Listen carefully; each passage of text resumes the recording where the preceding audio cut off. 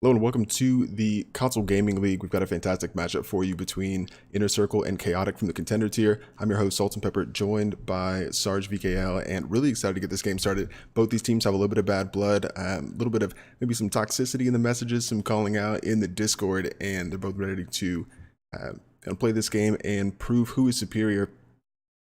Sarge, obviously looking forward to this game. Glad to have you on the cast. Haven't been able to cast with you in a while. How are things? And what can you tell me about these two sides?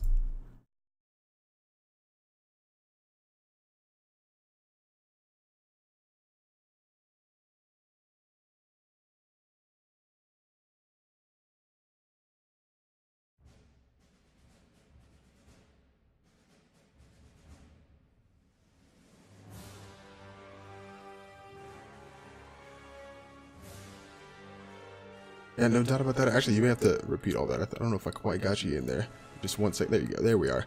Sarge with us, and if you missed it, he's excited for these sides as well. I think we do actually have readies from both teams, and going into Dorado first should be pretty interesting. We've seen a lot of good matchups on this map so far. Just in the games throughout this week, and excited to see what these sides have for us. I know a lot of really solid tank play on both sides. Chaotic last week coming off of a bye week, but 2 weeks ago beat Somber's tech support 3-0. So I'm still feeling pretty good and hoping they can maintain that momentum. For Inner Circle, I believe they're coming off a win as well, and both teams tied at 5-1 towards the top of the Challenger tier. I think pretty much a foregone conclusion that they will make the playoffs, but yeah, still a lot to look forward to. The second last week of the season, so it could be a little bit complicated. Yeah, I think we're all ready to start when you are. Let's do it.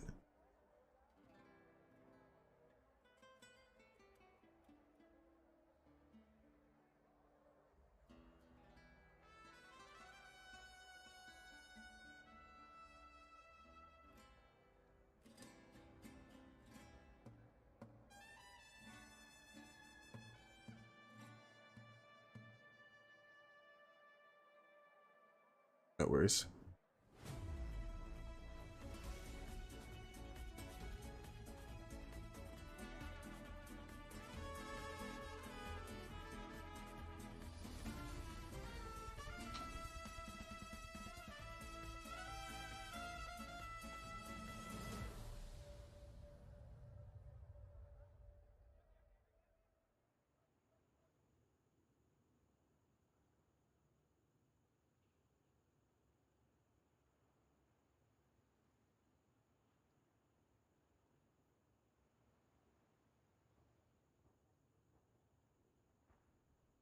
Well, I think we were talking in a game not even that long ago. It might have been the one yesterday, maybe, or earlier this week, where Mei is often used kind of as a stall hero in maybe kind of the lower tiers, and as you get further up, use more utility to like wall off and kind of separate teams as they come through, and then be able to get those pickoffs and offset fights. So I'd like to see how they use Mei here. I do agree with Mei on the defensive side most of the time, so hopefully they can implement it well. Coming out for the defenders, Chaotic, it's Revenant Oni on Reinhardt as Roost's Ghost Hanzo. Z-Trunted on Zarya, definitely one to watch. Milkoy on Mei, like we were saying. Silky Thongs on Zenyatta, and Skate Action, the fantastic streamer coming in on Moira. Definitely another one to look out for. GCD 95 on the Orisa as Sniperman is going Roadhog. I Love Ads on the Soldier, Mellow Jesus on Junkrat. Green Bigums on Lucio, and No Minimal on Moira.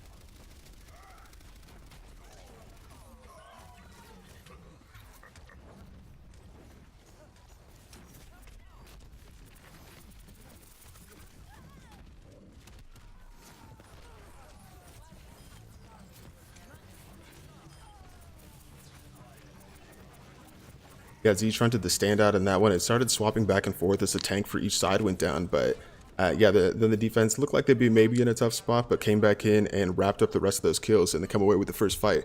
About 60 seconds off the clock, 2 ultimates already, including the Grab Dragons here for the defenders. Chaotic. So Siege fronted, looking for some space, and you already saw in that last fight all the way up. Really high charge and doing a solid job for Chaotic to start out.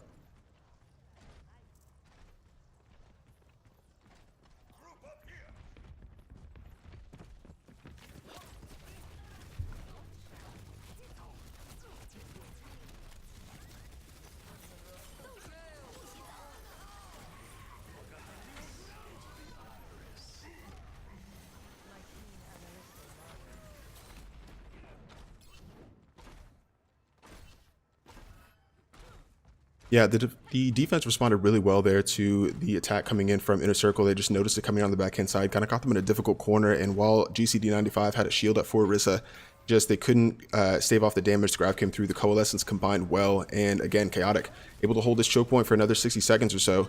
Now here's where the Mei is going to start becoming difficult. Still, ultimates haven't really come out for the attack. Finally, Minimal has a Coalescence to kind of set things maybe their favor a little bit, but Sniper Man sitting here with pretty close to a whole hog, the shatter coming through, and then the wall behind to close them off. Again, just this Chaotic side, picking up where they left off against Sombra's tech support in week 5, and yeah, really kind of turning the screw a little bit onto this Inner Circle side. They're having a difficult time trying to find a way through this defense.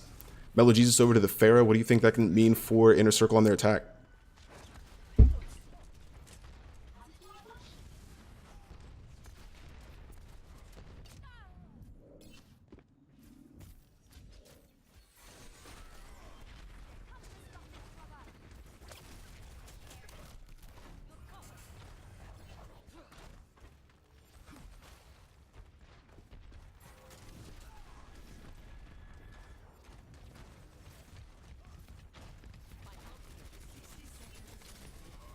Kind of poking and prodding at these guys. Mei trying to wall off, trying to do something, but there it is. Silky Silky Thongs, that's what it is. Alrighty, so he will be taken down pretty early, but Ross able to get that Pharah as a his return there. Hanzo all going to be coming out, clearing off the point, but the fight wasn't on there. And I Love Ad's going to come out with a supercharged tactical visor, so going to get Ross down there. Moira trying her best to keep her team alive. Mei actually able to get I Love Ads in and out of the way before he does too much damage. But these picks are still going back and forth as we are reaching the final 30 seconds potentially. Yeah, Inner Circle invested a lot there, and we apologize. Sorry, you didn't have the Sarge's audio for a little bit there, but do have him back in now. Yeah, a lot of the ultimates coming out for the attackers, but they weren't really able to get a lot of value out of them. Now, finally, Mellow Jesus for the attack coming through with the Rocket Barrage, grabs 2, another onto Silky, and the res coming through on Sniper Man means that Inner Circle definitely has the advantage. Now, just encroaching overtime, though. It's just 5 seconds left for them, and it looks like they may be able to cap A, but we'll see if a defense or a stagger comes in from the defenders. Yeah, they won't get there in time, and that's going to be a cap right there at the death for Inner Circle, and they live to fight another day. 2 minutes and 25 seconds added for them. We'll see if they can continue this momentum through the center section now that Roos is down. Got a bit of an offset fight. GCD now goes down the other direction, though, so perhaps not. And the defenders may be able to kind of galvanize themselves a little bit. Yeah, and Milk actually able to get a pick on this Pharah, and the Mercy did just use the res, so Pharah's going to be out of the fight for at least a little bit, which is going to give a good amount of time for this defense to kind of regroup, get their team back together, and you know, try to be aggressive once more. Mei still hanging out there, gonna get the hog, so that'll be a good pick. This offense staggering a little bit at this point. They really got to make sure that they're grouped up and are able to push with all 6 before they really try to commit to anything. And we're gonna see the Zenyatta ult here. Not really sure what it was trying to block, but it may be an excellent time to start pushing it as we see the Reinhardt getting the Mercy and the Soldier there stuck in the little building. So, proving me wrong, definitely doing some great work, and overall, I'm loving the aggression that we're seeing right now. Yeah, as the defense kind of dropped that first point right there towards the end, it was just a really heavy investment of ultimates from Inner Circle, but they seem to have kind of regrouped really well here. They've got a few ultimates of their own to work with, and while there's a few that Inner Circle can come in with, I think the Coalescence from Skate Action could be really helpful. The Shatter, obviously, and then the Grab as well, just trying to collect and conquer those Inner Circle attackers. Still 4 ultimates, though, almost 5, maybe, yeah, just about 6 here for Inner Circle, however, including the Valkyrie up from Minimal. Trying to keep everybody in the attack alive as now they drop under 60 seconds in the center section. It's a whole hog coming out from Sniper Man and a Shatter that I think kind of fell flat there for... Oh yeah, that's a complete team kill right there. Revenant Oni tried to come in with the Shatter, and I think it just went south for them. Sniper Man, I think with 4 on the whole just really solid from Inner Circle to win that team fight and continue pushing. That's 3 ultimates though. I guess 4 actually. Yeah, that's one thing I was actually just about to mention. The defense really only used that shatter. They lost the fight, but the offense there, we saw a lot of ults used, maybe almost too many, but now we're seeing that maybe not go in the way of their favor, as we're seeing the Hanzo ult come out along with the grab, able to get a couple picks there. Tactical Visor coming out as well, so maybe just proving me wrong though, as the picks are continuing to go back and forth. Really hard to tell who's winning, but I think just for the fact that the Pharah is still alive along with the soldier up top, very well might be keeping this attack going here. Yeah, there's still a stall going. Skate Action tried to use a couple lessons, but dropped immediately. I think the biggest thing there was Milkaway dropping. The Tactical Visor coming in from I Love Ads was able to take down that Mei, who has a Blizzard in her pocket. So obviously we're in overtime now, and I think she'll be able to have time to come back and use it, but that was huge and could have ended this fight a lot sooner. Now Transcendence combined with the Blizzard coming out, kill feed going blue for the defenders, Chaotic. And as the overtime meter begs to tick down, it's just Sniper Man, who's now switched over to a Diva, coming back to the point, has to get out. And yeah, just completely shut down. Overtime meter will drop, and that's a point right there on the doorstep of the B checkpoint for Inner Circle on their attack. What a round. But I will say too, definitely not going to be going into a third round, so keeping it a short match a little bit, but by the way, this is the CGL, so no doubt Inner Circle can defend this. I do like what I'm seeing out the attack immediately. We're seeing the Shimada Bros come in. Well, maybe not. Hopefully we can stick with that. Actually, looks like they might be running a Bastion, which I think would be really helpful here, because running that Protect the Pirate Ship mixed with that Zenyatta, Diva, and of course the Shield is basically unstoppable in this meta, I feel like. Almost, anyways. Right, as far as the opposing team here, now on the defense, the Inner Circle. Let's see the Orisa come out with the Zarya. You really don't see this combo too often, and I like the fact that they're sticking with their long range and short range DPS as well with the Junkrat on the soldier there. Yeah, I think Chaotic set themselves up really well. Obviously, Dorado can be very difficult, and I was talking with Headrammer last night in the Dad and the Lads game that it it's kind of an accomplishment even just to get through that first section with how tight the chokes are and how difficult it is. We see a lot of full holes at A, so impressive that they were able to get through there. But I think if Chaotic's attack is anything like their defense, we definitely expect Inner Circle to have a difficult time stopping that aggression moving through. No doubt at all.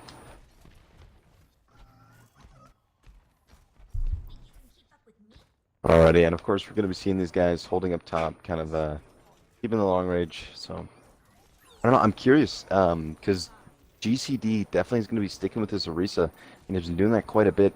Orisa, I feel like, lacks some of the mobility. Granted, makes up with the damage, or the long range damage, I should say, of course, but definitely can be a little rough. Looks like Pharmacy going high up in the skies is going to be trying to break the shield immediately, and then Passion no doubt shredding through it as well. Might have to force them back already, having to rotate so soon. So yeah, but it looks like Bastion's exposed. They don't have the shield back up there. I'm surprised that Roos is able to stay alive. Falling into a little bit of the trap of the pirate ship, it's still pretty enticing. Doesn't always pan out, and obviously if it gets disrupted, it's difficult to rebuild. As we say, that Roos drops and Revenant Oni down as well, so effectively destroyed. We'll see how far forward Inner Circle holds to prevent them from reestablishing that position, but I would be surprised if we didn't see a switch off the Bastion from Chaotic here very shortly. Because as much damage as it is, and as much as you can protect it with that, Diva and Ryan, in the end, the lack of its mobility is its downfall, and especially already having that Junkrat prepared for the Bastion almost, it's gonna be really hard to use. And he's not even close to his ult, so like you said, I'd almost recommend a switch at this point. That's very true. I was surprised though, and actually, right as I was about to say, it gets completely melted. They did a good job of being patient and waiting to get set up with the Bastion off of the payload, specifically so that they could kind of push back the defenders a little bit and create some space for them to reset up. It almost worked out, but then Inner Circle came back in and contested pretty heavily, and you saw Zarya there, Sniper Man coming through and just melting Roos before he could really do anything, and now he is switching over to a McCree. I think that's going to be a smart decision for them. But Inner Circle coming out and proving us wrong with a fantastic defense of their own to begin with, and already a minute and a half down. They've got five ultimates, almost 6 with I Love Ads and a Tactical Visor on the way. Switch over to Genji for Milkaway, and I like the swaps here from Chaotic. We'll see if they pan out. But no doubt it's going to be a really hard battle. I feel like, though, with a well-timed Zenyatta ult, you could really make a lot of those ults be wasted. But we're going to see the Tire come out, looking for a couple targets, able to find two. So already they're going to have to be stunned for a bit, and without that Zenyatta ult, of course, they're going to be forced back once again. Yeah, spectacular So ultimate there from ults on Mello. the field. That's exactly what you're looking for from the Riptire, just be able to offset that fight. You don't need a ton of kills, but those two will work, especially if they're support. So really solid job there just to find that threat and completely disable their attack before they can really get going.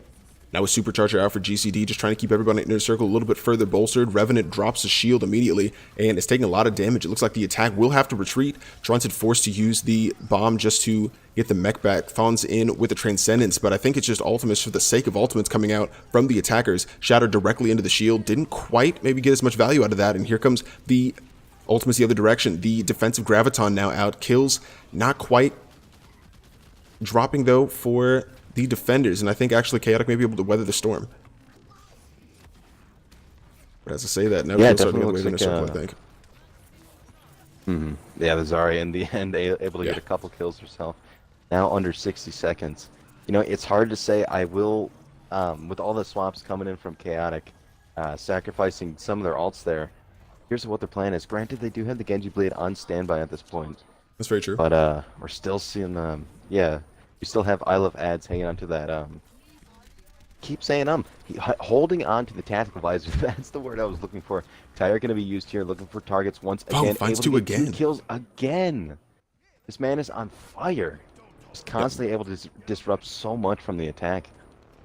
A lot of value there. I Love Ads looking for the high ground again, has the tactical visor like you mentioned, and plans to use it here, just maybe letting the attackers kind of invest a little bit before he drops down to pop it. Milkoy, the only one with anything they could really use, has the Blade. Bruce trying to build the Dragon Strike as quickly as possible, maybe to separate the defenders. And yeah, Inner Circle coming in with the visor, able to grab a couple kills going the way of Inner Circle, and it's looking very solid here for the team in red. Overtime meter starts to tick down. Nobody can touch the payload, and fantastic from Inner Circle to take the first win.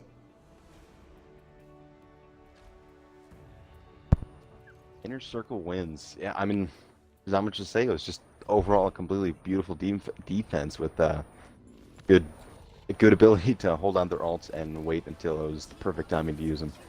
Well, when you think about the nature in which Chaotic even, or Inner Circle rather, even capped that initial point, it was kind of like a labored event for them. It took them a while to get there. Finally, in overtime, they capped and continued pushing, but then the defense came out, and definitely stronger from them. Able to get the first win here. Quite impressive. We'll have Kings Row when we come back, and yeah, Chaotic looking to get back in the saddle. We'll have Kings Row when we come back to the Console Gaming League. Don't go anywhere.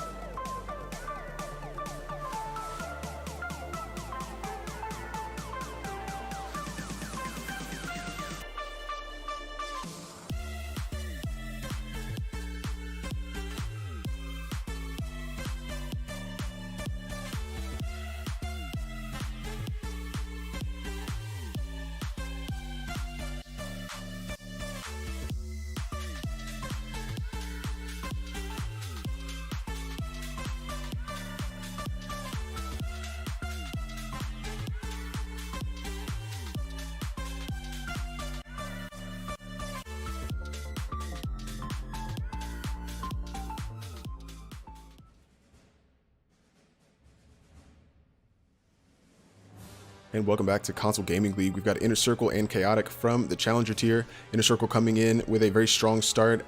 Difficult on their attack a little bit, but then their defense was sublime, able to stop Chaotic from getting a single point there. And so looks really good. And yeah, coming out and trying to maintain one of those top spots in Challenger. These two teams both tied at 5-1. I believe there's another 5-1 team in Challenger as well. And I think that playoff position up there pretty well locked. I know that we were the kind of 6th spot in Challenger is kind of up for grabs, but both these two teams look like they will be in the postseason. I believe it's Drunken Shimada Clan also in that range as well at 5-1. So yeah, this division a very tightly contested one, but I think all of these teams will comfortably get through. After that Dorado game though, Sarge, by the way, I'm Salt and Pepper joining you. Sarge, what did you see in that last game, and what do you think was the difference maker here for Inner Circle that led them to a victory? I mean, I think the really last round says it all, where Chaotic really had trouble getting it really too far, and in the end, their constant swapping was their downfall. As Inner Circle had a good overall comp, stuck with it, and just, the damage was beautiful, and really just Chaotic didn't know what to do. Yeah, I will say that the kind of approach from Inner Circle to let Chaotic kind of show their hand a little bit, start their attack, and then just kind of counter dive them, not really dive, but just kind of counter them a little bit. And I think they were playing kind of a responsive game, but it was a very patient game as well. And I think that's what kind of put them over the top. But coming into King's Row, we are swapping sides. We could see some changes. Chaotic will be attacking first this time. So maybe an opportunity for them to gain some momentum of their own and then put in a solid defense to get a win. And we can go to Temple of Anubis. But this is definitely a game we've been looking forward to. Like I said before, a little bit of bad blood between these two sides. Z-Trunted and Atomic looking to see who reigns supreme in the Challenger tier tank conversation. I think they've both been playing really well so far. Well, at least Trunted's playing pretty solid. I think Atomic's in here. Sniper Man, I will say, for the other side, for Inner Circle, has looked pretty solid as well. A little bit of Diva and some Zarya, I believe. Looking pretty solid. For sure, but as these guys are insta-locking for the attack, Chaotic now in red, Revenant and Rouse, both on the snipers here. I like to see that because right in the beginning, snipers are really, really powerful, especially when you're having so many possibilities to get that high ground, and overall, just the ability to control the map is just can be really dangerous. Yeah, absolutely. Couldn't agree more. One thing I do like to see, Super C American over on the May plays a pretty good May, and we saw May a little bit on Dorado. I think it was effective, and seeing it here should be a lot of fun to watch. Mellow again with those tires, really standing out also in that previous game. A lot of being able to offset fights. Those two towards the end of that initial round, really solid for them.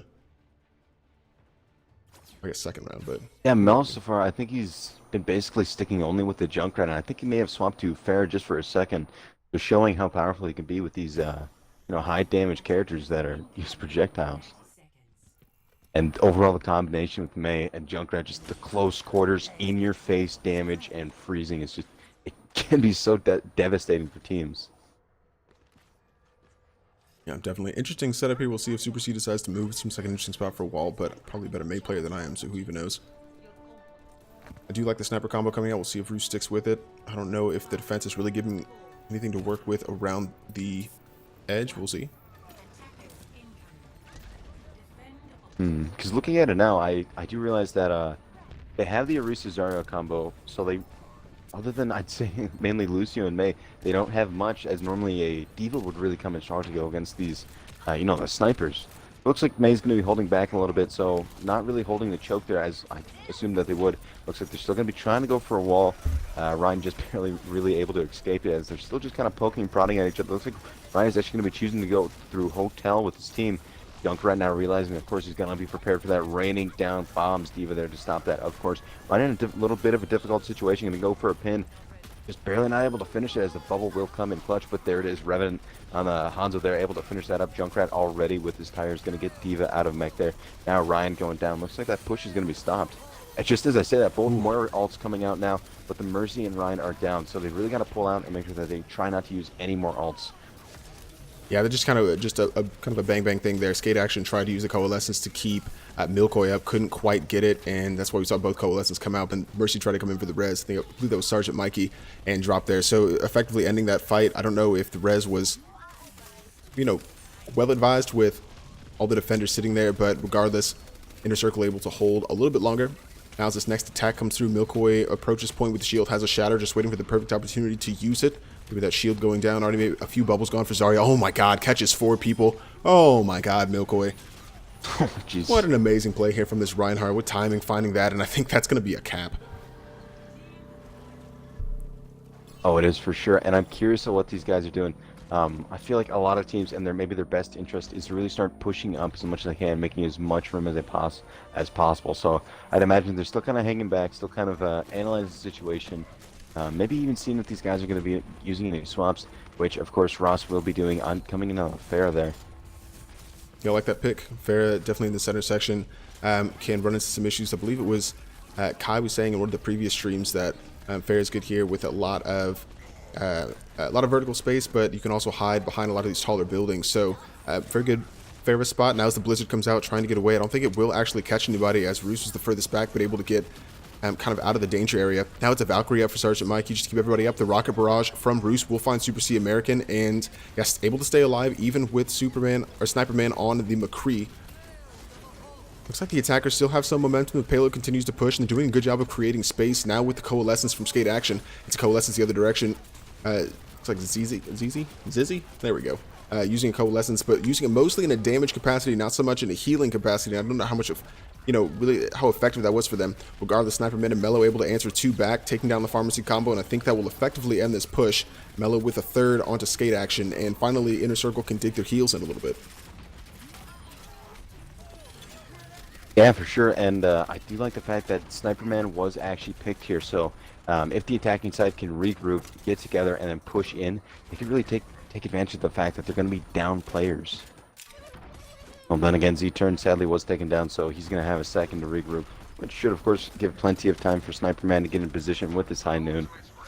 But alrighty, Milk still trying to put on the pressure here, still making sure that they're able to kind of, hold it, waiting for the Diva to come back in here, as she just does. Supercharger will be being used here. Going to be forcing them back just a little bit once again. Going to have to wait out that little bit, but the Diva ult will be coming out here looking for a couple picks, but the Shatter's the most important one, as they're able to get the Lucio, prevent them from really using his ult there, and now Mello just, Jesus, does go down, and Hanzo ult being used as well. Not able to find any targets though, but the offense looking good here. Yeah, able to find targets with the Dragons, but cleaned up regardless. Was able to take down, I believe that was GCD, excuse me. And yeah, really solid few ultimates there. Obviously, the self-destruct didn't really catch anybody, but yeah, the shatter from Milkoy kind of made the difference, and they were able to clean up after that. Sergeant Mikey got a res in a difficult spot. I did not think to be able to get that off, but were able to, and now they've got the B checkpoint with 3 minutes and 45 seconds. It starts to look a lot better for the attackers. Chaotic. And as we're seeing here, these guys are continuing to push in. I like this because they're, putting so much pressure on these guys, forcing them right back into their spawn and having them wait just a little bit, as the payload has a perfect opportunity to really start pushing. And Mercy, as mobile as she is, she's able to heal from a distance and keep these guys up. So overall, great tacticalness with Super C. Now having his ult, a couple more ults coming in from their side. But the main importance is how much ult percentage the attacking side has. Because they got Rouse. Going to use his ult right now. Actually going to look for a couple picks, but a well-timed Lucio ult is going to help him out just a little bit. Perfect timing for Mellow Jesus to use his tire, getting a couple there. And now a perfect opportunity to really start picking these guys off. Yeah, I think the defenders, just really good communication. It's probably a poor decision by Roos to try and use the Death Blossom there. He saw that, they already saw him on the top. I think they were prepared for it. So kind of if you give Bigums on Lucio time to pop that sound barrier and the knowledge of what's coming, they're able to get away from it pretty easily. You saw Mello offset the fight the other direction with the Rip Tire grabbing another 2. So again, Mello able to swing the fights, but I think if maybe they'd combined those ultimates, or if Roos had waited another, realized that chance was gone and waited a little bit longer, they could have gotten more value out of the Death Blossom.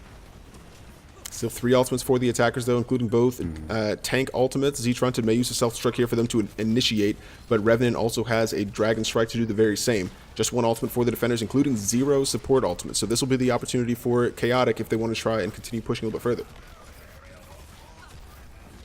Yeah, absolutely, and a perfect time too as Mel Jesus does go down. Oof, When you throw that there's the default, two. getting another 2-pick, now half their team. They're definitely going to be looking in a little bit of trouble. Both Murr ults used at the same time once again, but of course this team is so stuck together is really just going to be pushing this payload even further, ending off at around, I believe that was 1 minute and 52 seconds. I Good, think good just amount under of two time. minutes. Hmm. Nice, very nice.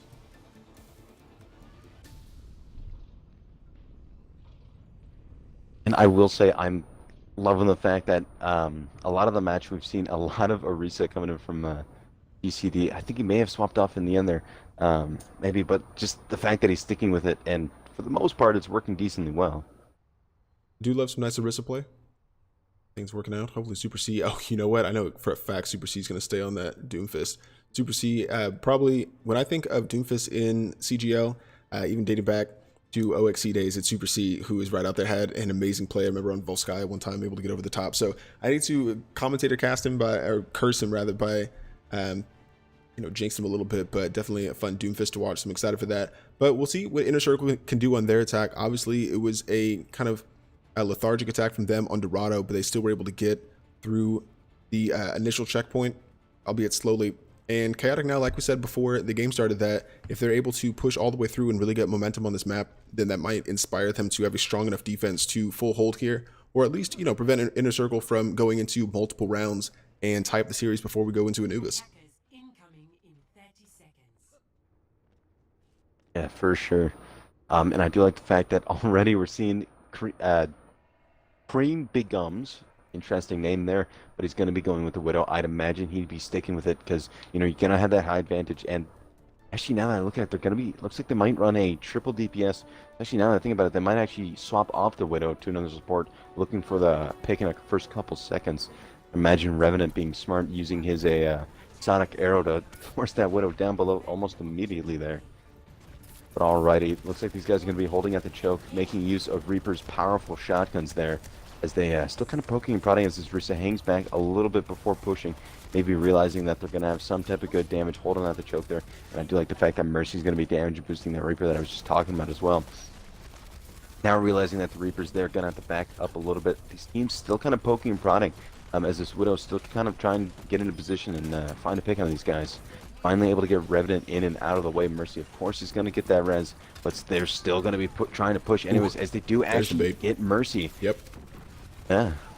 Yeah, really solid there from Mello. Who's going to offset the fight for you, right? Able to get that first pick, they go in for the res, and they get a second. This is where you need to engage if you're Inner Circle. Cream Bigums gets taken down there by Revenant, but finally Inner Circle is able to set up a little bit on the point. It's a defensive coalescence though, coming out from skate action, earning those incredibly quickly, but still kills still going the way of the attackers as Mello Jesus gets in the feet again. Skate action will be able to get a pick, but man, this Junkrat for Inner Circle is just putting on a clinic right now, and I think able to get enough kills there, combined with the rest of the team, to take this first point. Yeah, absolutely, especially having his tire. I'm definitely going to be expecting that to come out very soon. Widow trying to find a couple picks here up top once again. Hanzo might actually be going into his face, but surprise, surprise, there's the Junkrat. Put some damage right onto him right back. And the Reaper does get taken down as well. Mercy was trying to get in the res there, but was not able to get it, as it was, of course, in a difficult situation. But once again, another great opportunity for Inner Circle to really start pushing in here. We're holding at the corner now. Slowly pushing the payload, but the fact that they're still down people, they're still trying to back up slowly but surely. Reinhardt maybe in a difficult situation, might be looking for a good pin here, and that's just what he gets, able to get the ulting Moira there. Yeah, solid from Milkoy, bubbled well by Z-Trunted going in for that charge, and you're exactly right, able to take down the coalescing Zizzy. Still a few ultimates though, and it sounds like even another Riptire from Mello seems able to find a similar double. This time falls flat directly into the shield and not quite able to make the most of it. Revenant will take him down, and as the kills start to go the way of Chaotic, I think they're going to be able to hold this down. Maybe have overcommitted the Shadow. They were able to get both tanks, but I think the fight was already won. Green Bigum's now switching off of the Widow over to a Brigida. Now Tracer, perhaps. We'll see where they decide to go. Still running a single support, though, so interesting. Still undecided. Back to a Widow. I don't know if he had any ult charge, but yeah, just interesting swaps coming in from the attacker's Inner Circle. Can't decide what they want to run. Yeah, I'm curious of kind of what they're thinking at this point, because they're Actually, Super C Ooh, American will ouch. actually be going onto the Brigida, so sticking with that double heal, kind of trying to figure out who they really want to run here. Getting a little stuck at the spawn because they were taking a little bit, which left the defense there to really start pushing in, and having a good amount of range too with that Hanzo there is what I was looking for. And Ross did overextend a little bit, maybe trying to get some ult charge. Did get taken down for it and unable to get rezzed. A good opportunity for Inner Circle to really start pushing in once again. Still going to be waiting just a little bit, maybe waiting for the DPS to get up top here. Look for a couple picks on that Widowmaker, but does actually get taken down by Revenant. Now, even as far as picks goes, with the DPS down, once again, still kind of poking and prodding at each other. No real big engagements, but just as I said, we're going to see the supercharge come out there. Brigida going right into the face of her enemies as the Reinhardt tries to get her right back, but there it is, getting a couple picks there just to supercharge her. So much damage, and yeah, definitely weren't prepared for that for the support ult-wise. Yeah, they combined really well ults there, and I here, think you're almost exactly right. 6. Roos got a little greedy and overextended, was able to get one pick, but then went for the other one and couldn't get out in time, and I think that kind of opened the door for Inner Circle to come through, and definitely did. Still trying to push the payload, but I think they are pushing back the defenders pretty well. I would say they're still kind of in the same position in the time bank, not too disadvantaged. If they cap this here pretty quickly, they'll be in about the same kind of boat. Self-destruct coming out, finds nobody, but Cream Bigums grabs a double on the supports. Yeah, really just kind of a sloppy fight right now, all over the place as kills continue to swap in the feed. Milko gets crowded out, and it looks like the attack will continue to push the payload. They should be able to cap B. And surprised we didn't see more ultimates. 6 ultimates here for the defenders. None of them came out in that last fight, and just a B checkpoint that came and went. Kind of surprised they didn't decide to use that sooner. Yeah, I'm kind of surprised with that too. I guess they're kind of waiting for the for some, I guess, opportunities to really start using them. And we do see the graph come out. Then maybe a little bit of a fat figure. Oh, I see. It was swapping, and we do see the Hanzo ult as well come out. Not able to find any targets. I'm curious, but double. I'll tell you what, I'm not curious. Yeah, Mellow Jesus getting another beautiful Riptire. Yeah, a couple more games as well, or a couple more kills as well. But yeah, Rouse going down here. The defense not looking too good, as picks are definitely going in the way of blue team here, as they are inches from their destination. They're gonna have to find some way to get on this point as they're continuing to go down. Man, it's just, it almost seems like unstoppable. The attack is Reaper gonna try to get in there, but once again, the offense is just holding strong. Diva Bomb gonna come out here, gonna force the Reinhardt off. Actually, that was a beautiful boop coming in from Super C, but yeah, the defense now with the supercharger holding strong with this fierce amount of damage. And there it is, finally able to get that point. Yeah, really impressive round. Once they started getting the momentum towards the second half of that center section, Inner Circle just continued rolling and made quick work of the third. So 152 for Chaotic, 227 a little bit further for Inner Circle to be Chaotic, I believe, attacking again now to try and ready that. And here we go into multiple rounds. I really would like to see Chaotic come back and win this just from a neutral perspective, right? Just to tie up the series, but a fantastic response from Inner Circle to cap the map after seeing Chaotic do the same. I'm curious at this point of how how both teams are going to respond there, because no doubt Inner Circle having such a massive time advantage at this point. I think so. It's actually a little hard for me to see. Do you mind just telling me that? Is that like 2 minutes 37 seconds or? I think it's 2 minutes 27 seconds. The UI for whatever is blocking gotcha, itself. So yeah, 2 minutes and 27 seconds for Inner Circle. In case you guys can see that. So yeah, a good amount of time comparatively, and I'm curious about what we're seeing. Actually, is this a Goats comp without the Lucio with the Mercy instead? I kind of like that, I'll be honest, because you have the res to really keep your boys up and going there, and of course the extra amount of healing can be powerful. Mellow Jesus definitely going to be relying him a lot for that just that powerful damage to keep him at bay. Super C surprised he's not going to be holding up ground, as I do like the fact though that they are still congested and still holding strong together. Mellow Jesus initially getting that Lucio down already. Looks like they might have to hold off just a tad before they really push off, and now they know that they're running Goats, so that little bit of an insight kind of takes away from the power of Goats.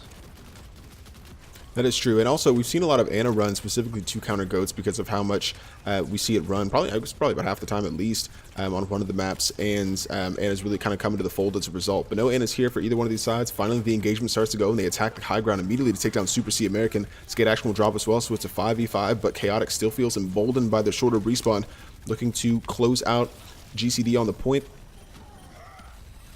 But really, yeah, just able to stay behind the shield. Z-Trun's right next to him, but not really able to get into that Orisa's face. Kill's starting to go the way of Chaotic, though, and I think they will be able to take that as we start to drop under 60 seconds.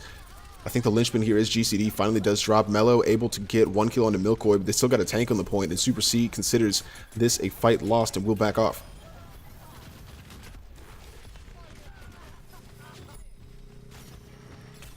Yeah, absolutely. Yeah, just a beautiful insta take. Now, I almost said 3 minutes, 30 seconds. So at this point, they're still going to be running goats here, but they gotta be cautious because with as low time as they have, they really got to make sure that they stay on the point. Even though you might want to just run these guys over and go as far as you can, but you know, in the end, the point is important. I wouldn't even be surprised if they start swapping on to more DPS, more even long range, especially. But it looks like Inner Circle here is going to be going right in their faces, holding at the choke there. Shatter's going to come out, but a beautifully placed shield is going to prevent him from that Shatter doing too much. And the Moira ult is going to be coming out as well, along with a Supercharger. Diva Bomb will take out that Supercharger. No characters, but another Diva Bomb coming out, able to get the Brig there. Now in overtime. It's really hard to tell who winning. Actually, just to say that the kill feed definitely showing up blue here, especially with Mellow Jesus taking out that the Diva there, and only just a few more remaining. There it is. Yeah, Tank's getting the action as well, but Inner Circle finally able to wrap up that point. And yeah, a lot of ultimates maybe mismanaged there, but I think Chaotic will take solace in the fact they did get an additional point, and they just need to defend now for about 2.5 minutes, and they can come away with a win of their own. Mm-hmm.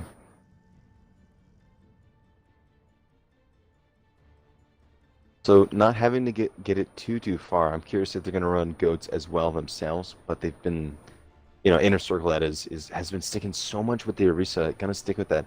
I like the fact that it's been working so much because you really don't see it too much. I've said much like 5 times, but yeah. So not going to be running the goats, but they are going to be running triple damage once again with the Widowmaker.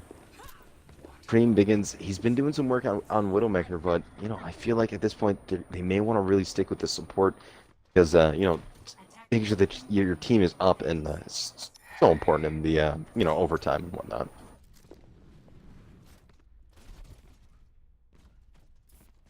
As far as the defense comp goes, curious to see what how this is going to work as well. Because you're seeing the Hanzo, you're seeing the Diva, and you're seeing the soldier there as well. So you're going to have that long range action and the Diva to really pounce on that Widow as well. So it even worked out in the end because having that defense matrix and prevent so much damage that's going to come in from this Reaper and Junkrat. Initially, I was curious about the Widow pick, but they do have 2 minutes and 27 seconds, so maybe some time to get a pick. Obviously, one pick immediately offsets the fight enough for them to get through, and capping the checkpoint, or capping the first point, is going to be the hardest part about this round 4 for them.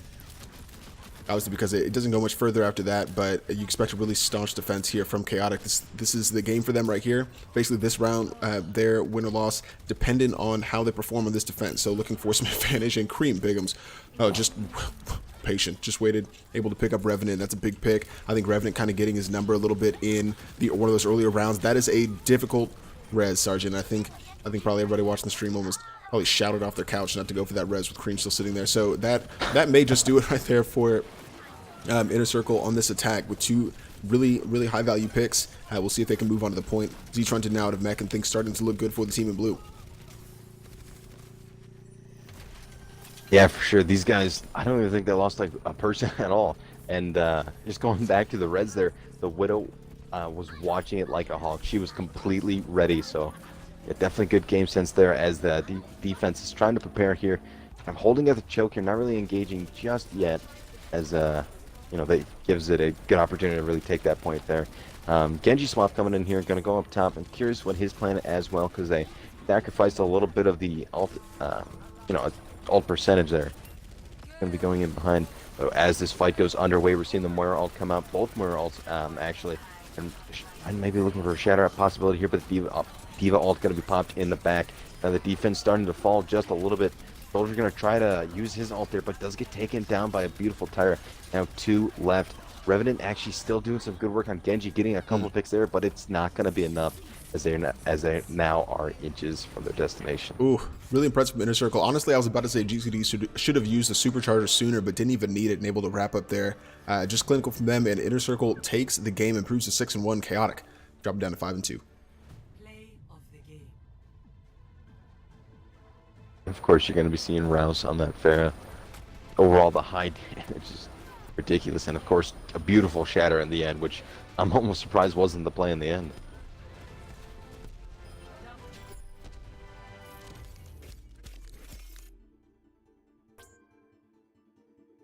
A really solid performance from Inner Circle. Obviously, we still play that third game for map points, but yeah, just I think definitely well-deserved win, and Chaotic humbled a little bit after that win over at Sombra's Tech Support. We'll get some post-round thoughts and look ahead to the Assault map when we come back.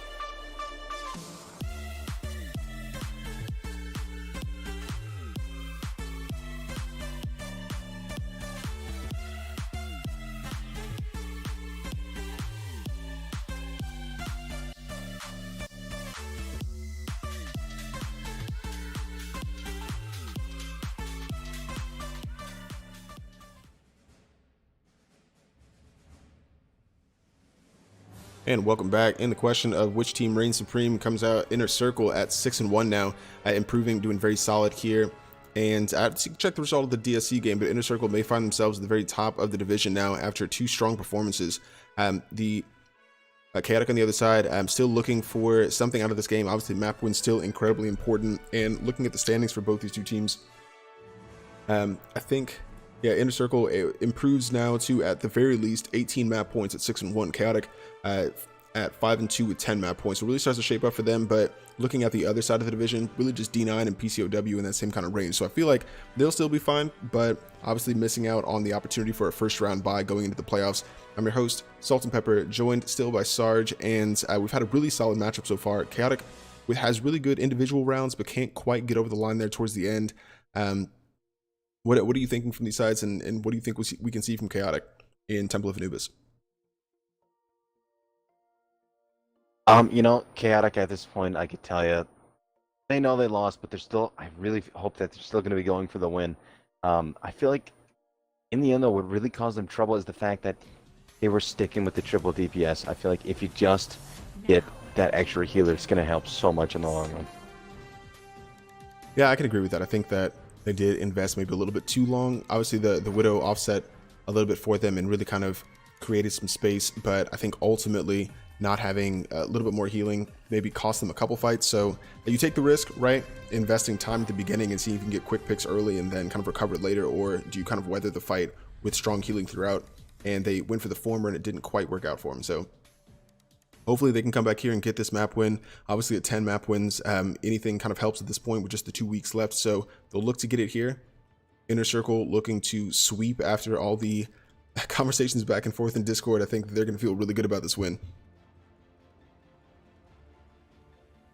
No doubt at all. It looks like Revenant might should be swapping onto the Orisa here. I kind of like that, but actually, never mind. Going to be sticking with that Reinhardt. But GCD has been playing Orisa the entire game for Inner Circle there. So I like the fact that he's finally going off and kind of changing it up from the Orisa, because he's realizing, you know, maybe the Orisa isn't working, but still though they're going to be sticking with that Zarya, and actually they're going to be running goats here. That definitely should be a nice change of pace. Incoming in 30 seconds. Where the attacking goes, though, looks like they're going to be running triple support there, only one tank. Guess you can kind of Brigitte as a tank sometimes, though. I think you can count Brigitte as a tank the same way you can count Mei as a tank, which is to say not at all.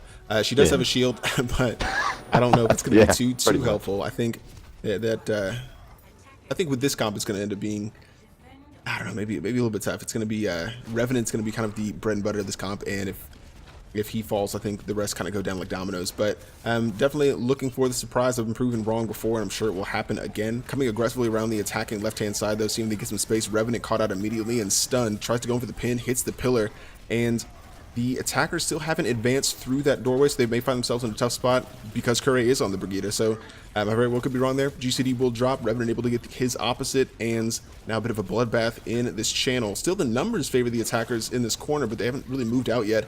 Mellow Jesus finally getting the kills. Here we go. Zizzy and Sniper Mango getting in the fray as well, and now it's definitely a numbers advantage for Inner Circle going onto the point. Yeah, Goats here proving how strong it is in the meta. Taking it immediately. Reaper, we did see try to get in their faces, but it was the fact that once you got in those tight corners, Goats was in their element and just took advantage of that completely and wasting no time. It all looks like they're going to be using that speed boost immediately, trying to get onto the next point with as much time as possible. Yeah, Revenant has a shatter though, and that's really their only hope to delay this. You see how aggressively the attack is moving in. If they can get the shatter through, is able to find a couple. That's fantastic here from Revenant. Just expecting and seeing the timing, not quite able to really follow up with it. Skate Ash can grab one, but I think if the rest of the defense knew what he was doing, they could have followed in and ended this fight. Now it's kind of breaking out, and Revenant does drop, so the fight a bit offset. The self-destruct coming through, see if it catches anybody. Skate action down, and now things disadvantaged, or favoring the attackers rather. The defense in a really bad spot. Now they've lost members. Milkaway falling as well, and Inner Circle just taking no prisoners as they move on to the B checkpoint. Yeah, absolutely. Now we're going to be seeing the grab and the rally come out for the attacking side. More alt 2 using whatever they can to really try to finish this up. We're going to see another shatter come out, but it's not going to be really enough. Milk able to get one pick, which is good getting the Lucio because that gets rid of the speed boost, but still, though, they're still falling a bit as they aren't able to really group up at this point. We're going to see the tire come out, look for a couple targets. Doing some good damage on the Diva, but not enough to finish her. Now 1 tick with still all of their players on point here, just about. Reinhardt is going to try to go in, but of course we'll get counter pinned there. Still holding them back just barely, and there it is. Round 1 completed. Yeah, lightning fast here from Inner Circle and really showing some dominance. You think maybe they'll step off the gas a little bit going to the 3rd round with the game already won. Not the case. Just driving directly through 5 minutes and 40 seconds. Nothing to sneeze at here on Temple of Anubis and Chaotic. You gotta feel like you can't catch a break at some point. For sure. It's been a little bit of an uphill battle, no doubt at all. Alright, I'm very curious to see how they're going to kind of go against this now. 5 minutes and 40 seconds. That's tough, but no doubt it is beatable. He might end up pulling out this Hammond Ross. He's been traditionally playing a lot of DPS tonight. I would love to see him try to pull out the Hammond. I think I'd like to see that. Yeah, 5 minutes and 40 seconds, kind of the least of their worry. I think getting through this Inner Circle defense is going to be the first struggle. Again, you don't know how much tilt is maybe setting in. You may see a full hold here. Obviously, definitely doable on Temple of Anubis. But Chaotic has shown they are a strong attacking team. So at this point, when it's Pride and you've got a bit of an uphill battle just to get anything out of a game you've already lost, we'll see how mentally strong they can be and come back in and make sure that this is a game they can feel proud about, even if they do drop.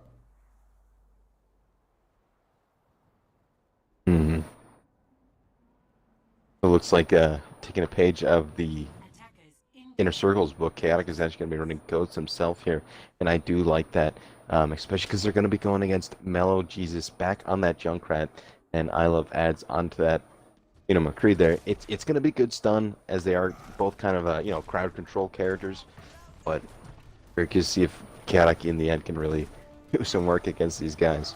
Junkrat, of course, is going to be preparing his little trap there at the door. Maybe he can catch that Lucio like he did in the last round there. I think they're aware that this time. Oh, I say that, and then I think Carey might have got caught. But regardless, coming in with the attack. Yeah, Melo's going to be one to watch with the spam coming around that right-hand side. Obviously, not really being all too secretive, but still be able to get directly to the point. I like the cohesion here and the team movement from Chaotic to move to the point quickly. The kind of setup now looks like it's starting to look a little bit better. Revenant going in for a pin, but doesn't quite find. I think it was probably Sniper Man. Now, as the fight breaks out, no one with too much of an advantage. Sergeant Mikey dropping out of mech. Who else but Mellow Jesus able to get on the board first? And sitting in a good position up here on the high ground, just raining down damage. No one really wanting to contest him. And Sergeant Mikey, the Diva for Chaotic, kind of needs to get up there and reclaim the high ground. Oh, but a shatter coming through from Revenant. I think catches a couple, and now, here we go. Chaotic coming back through, and I think looks like they'll be able to take this. Fantastic coordination from them, and yeah, I think the shatter started it, and Sergeant Mikey and skate action ended it. Still 2 ultimates for the defenders, but Chaotic will clean that up very quickly. And no doubt at all, now almost 7 minutes. This Goats comp is looking good here. I'd imagine they're something similar, just charging directly on the point. No reason to stop now, but Mellow Jesus having his ult on standby, gonna use it here. Try to go for a couple targets and does get 2. Man, this guy's on fire with his tires tonight. Well, and it's like a homing missile towards the supports every time. He knows where they're grouped up and wastes no time getting there.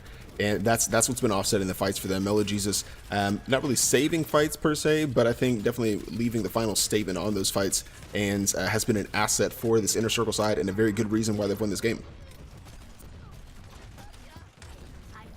No doubt at all. So going to into this next fight here, Milk does have his Lucio ult, so I imagine that might be used soon.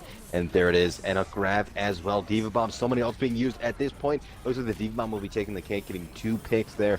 Just going to be stopping that immediately with only 4 remaining, especially with a lot of them low health as well. Beautiful coordination there, beautiful Diva ult, really. Seems like every time we look, Mellow Jesus has another tire, has another one here, but they finish up that fight and won't need to use any more ultimates. They do have Hypernova Deluxe, the substitute, coming in on the Moira. They have a Coalescence there. I Love adds over to the Reaper, and just a single ultimate, I believe, for the attackers. Sergeant Mikey coming in, the Coalescence right behind, and Revenant Oni with another shatter. And another bright spot, I will say, for Chaotic has been Revenant and those shatter timing. I think that's been a really good opportunity for them to engage those points, and they kind of really kind of rely on that shield tank. He's been playing really well in this game.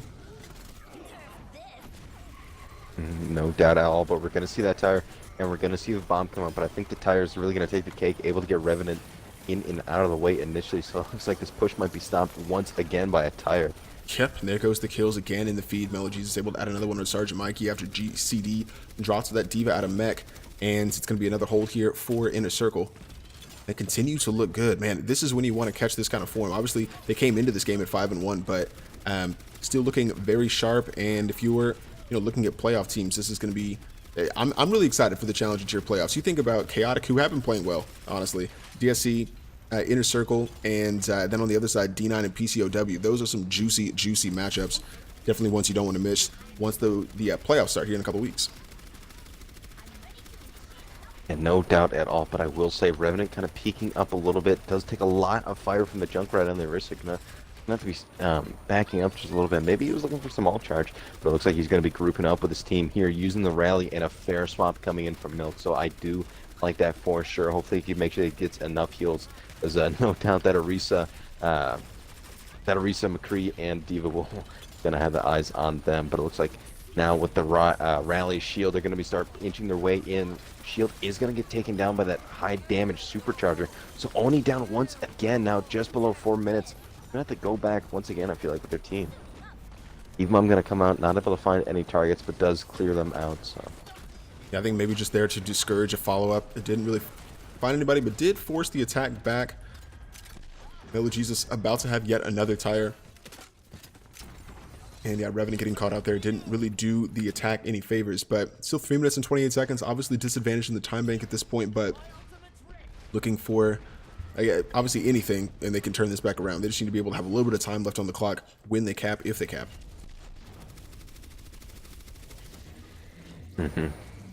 Already this Junkrat, like we were just saying, paired with his tire, is going to look for a couple targets here. Going to go right in behind him. Oh my God. Able to get the Ryan and the Brigida.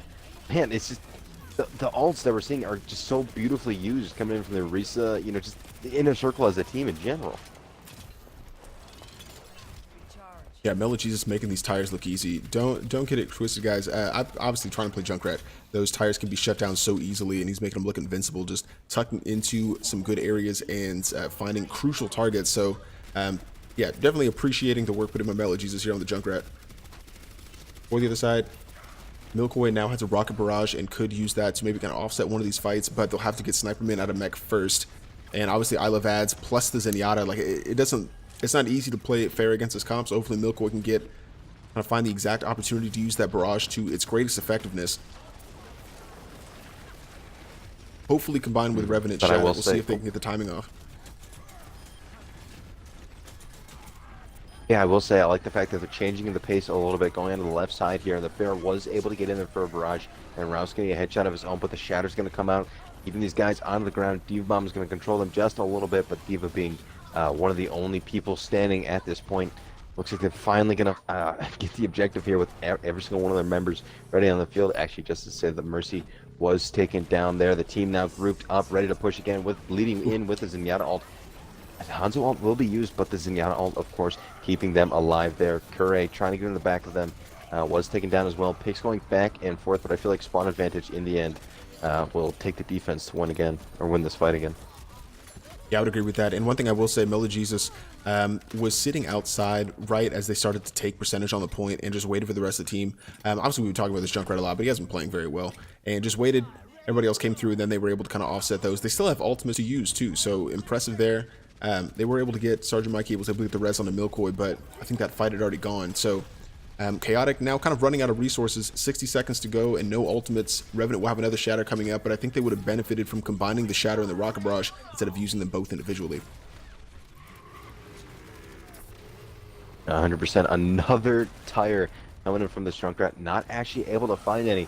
So maybe a little hope coming in from the attacking side, realizing, you know what, the tire is not that scary. So it looks like they're going to be starting to push in just a little bit here. Hanzo out of the fight, but does get another pick once again. Actually, 2 picks. This man is the opener at this point. Supercharger does come out, but it's not going to be enough to really stop these guys at this point. Because, wow, just the beautiful opener from that Hanzo. Keep all trying to find some targets, but of course going to be blocked by that Reinhardt. Now a stalling game at this point. Tracer trying to find her way onto the point. I Love Heads trying to get in there as well. But there it is. Yeah, and Round two honestly, completed. right there at the death, Chaotic, I think we'll have a little bit of time left on the clock because it wasn't quite in overtime, but they cut it close. But yeah, you're exactly right. Roost came in, a nice timing with the Shatter. Obviously, didn't quite catch the Orisa from Revenant, but still looks pretty good.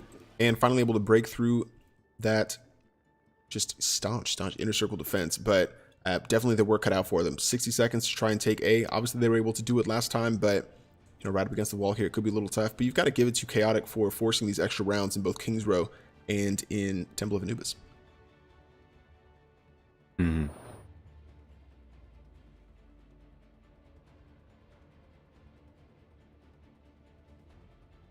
But alrighty, as these guys are starting to make a little bit of a changes. Similar comp coming in from Inner Circle, but we're going to be getting that Brigida on heels for this time. As far as the offense go, again, something similar still. Looks like we're going to be having Revenant sticking with that Reinhardt, of course. Curry going to be going with this Reaper as well. I like that combo. And they're going to be going with triple heals there. So basically goats, but with damage instead. A little bit damage anyways. Yeah, they really need to set up to be a brawly comp in order to be able to break through this defense. It's got to be a smash and grab, basically. But I do like the Reaper pick behind the Zarya Rein. And obviously the Brigida in play. It's a very good comp here from Chaotic coming out on this third round.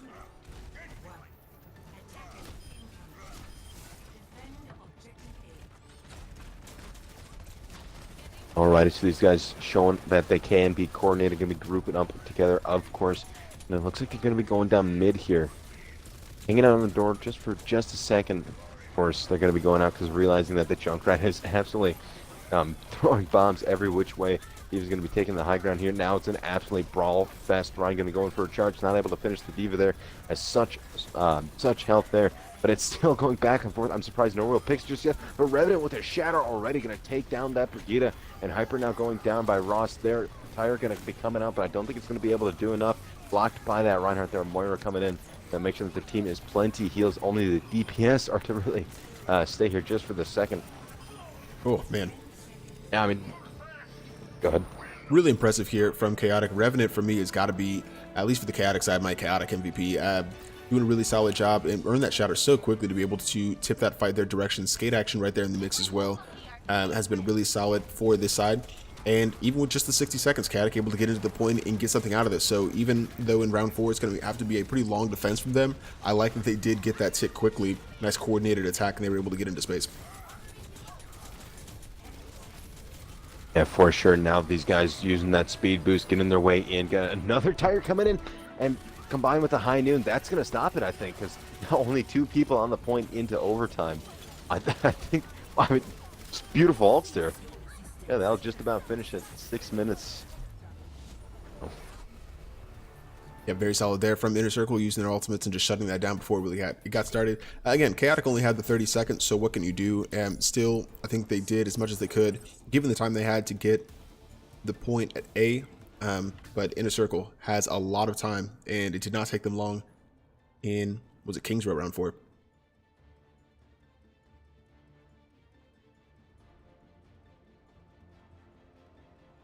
Righty, so Chaotic, they have to do a lot to take a win home at least. So I'm very curious to see, because you gotta imagine, or you gotta be thinking, like, these guys have to pull the best of the best comp that they can find. At least to stay in here, and that might involve Symmetra? No, maybe a Doomfist with Milk going on to the Doomfist. I would like to see a But Symmetra. of course we're gonna be seeing, oh. Yeah, I feel like she really is powerful right now, and people just haven't really found the right way to use her just yet. Him in too.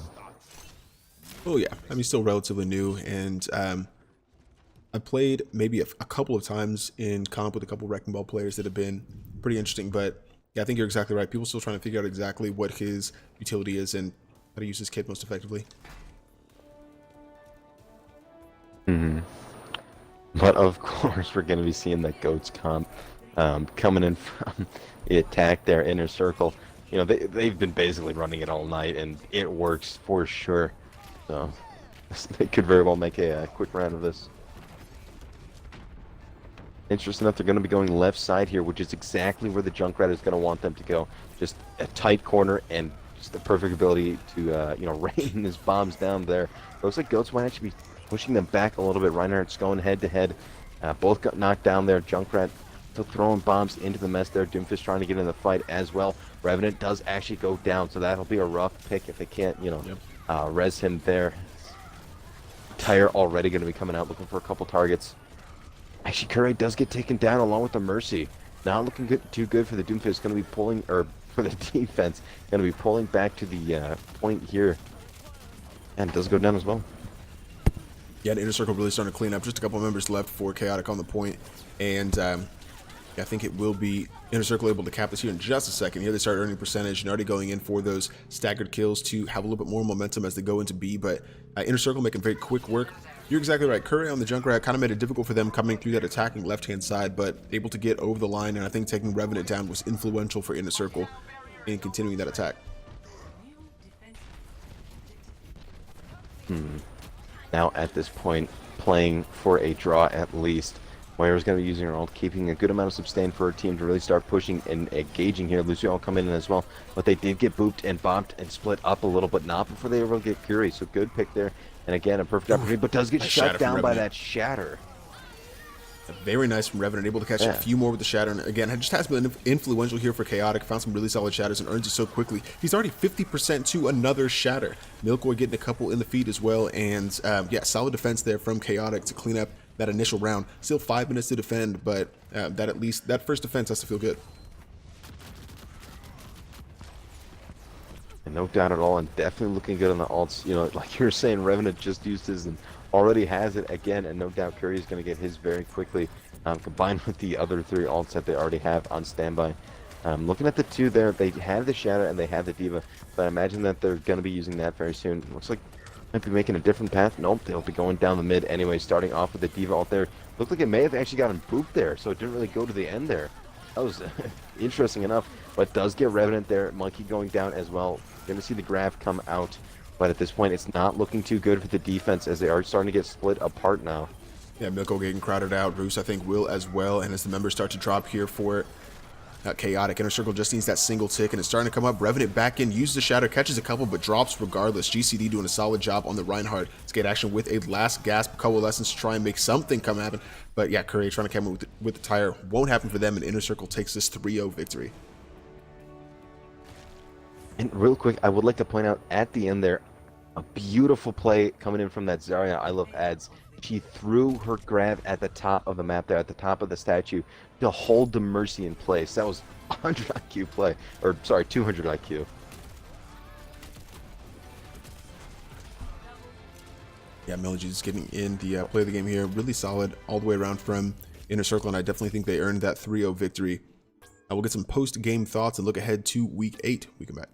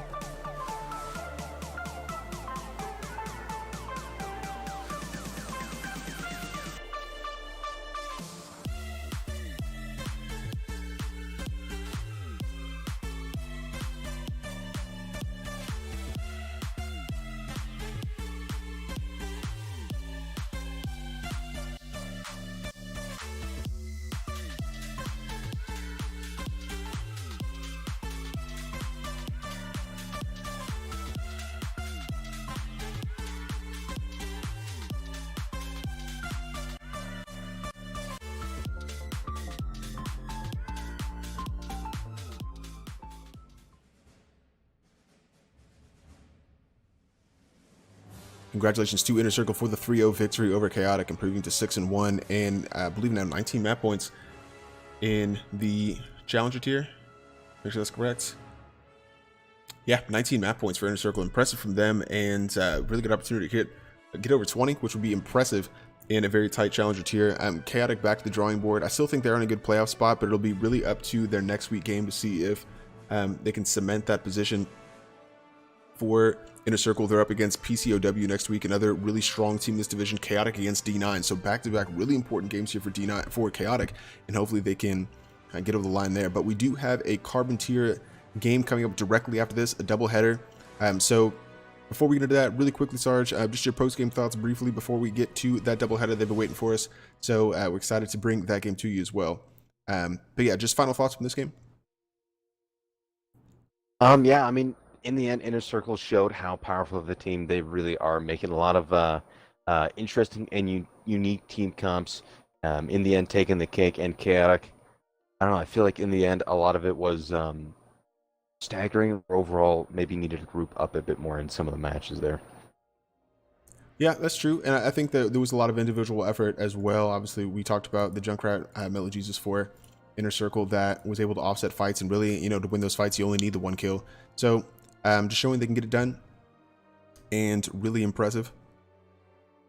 But like we said, Carbon tier game coming up, the 6-0-1 Wasted Potential facing Instalock. I believe they're 4-2 in the or no, they are 4-3. Yeah, in the Carbon tier, and looking to try and maybe take down the tier leaders. We'll bring that game to you in just a second, so don't go anywhere. We will be right back.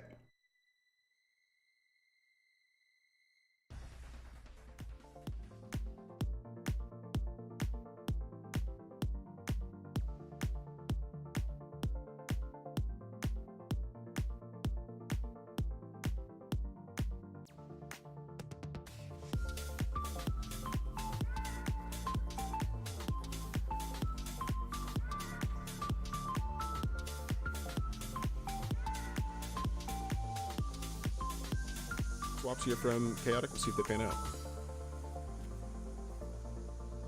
But no doubt it's going to be a really hard battle. I feel like, though, with the well-timed Zenyatta ults, you could really make a lot of those ults be wasted. But we're going to see the Tire come out, looking for a couple targets, able to... For the perfect opportunity to use it. Maybe that shield going down. Already made a few bubbles gone for Zarya. Oh my god, catches 4 people. Oh my god, Milkoi. What an amazing play here from this Reinhardt. What timing finding that, and I think for it ultimate. So this will be the opportunity for Chaotic if they want to try and continue pushing a little bit further. Yeah, absolutely, and a perfect time too, as Mellow Jesus does go down. Can you throw that T-Ball, getting another 2-pick, now half their team. Defense here from Chaotic. This is the game for them right here. Basically, this round, their win or loss dependent on how they perform in this defense. So looking for some advantage, and Cream Bigums, just patient, just waited, able to pick the defense in a really bad spot. Now they've lost members. Milkoi falling as well, and Inner Circle just taking no prisoners as they move on to the B checkpoint. Yeah, absolutely. Now we're going to be seeing the grab and the rally come out for the attacking side. We're also almost 7 minutes. This Ghost Comp is looking good here. I'd imagine something similar, just charging directly on the point. No reason to stop now, but Mel Jesus having his ult on standby. Gonna use it here. Gotta go for a couple into this next fight here. Milk does have his Lucio ult, so I imagine that might be used soon. And there it is, and a grab as well. Diva Bomb, so many ults being used at this point. Looks like the Diva Bomb will be taking the cake. Gonna be 2 picks there. Just gonna be stopped. Yeah, for sure. Now these guys using that speed boost, getting their way in. Got another Tire coming in, and combined with the high noon, that's gonna stop it.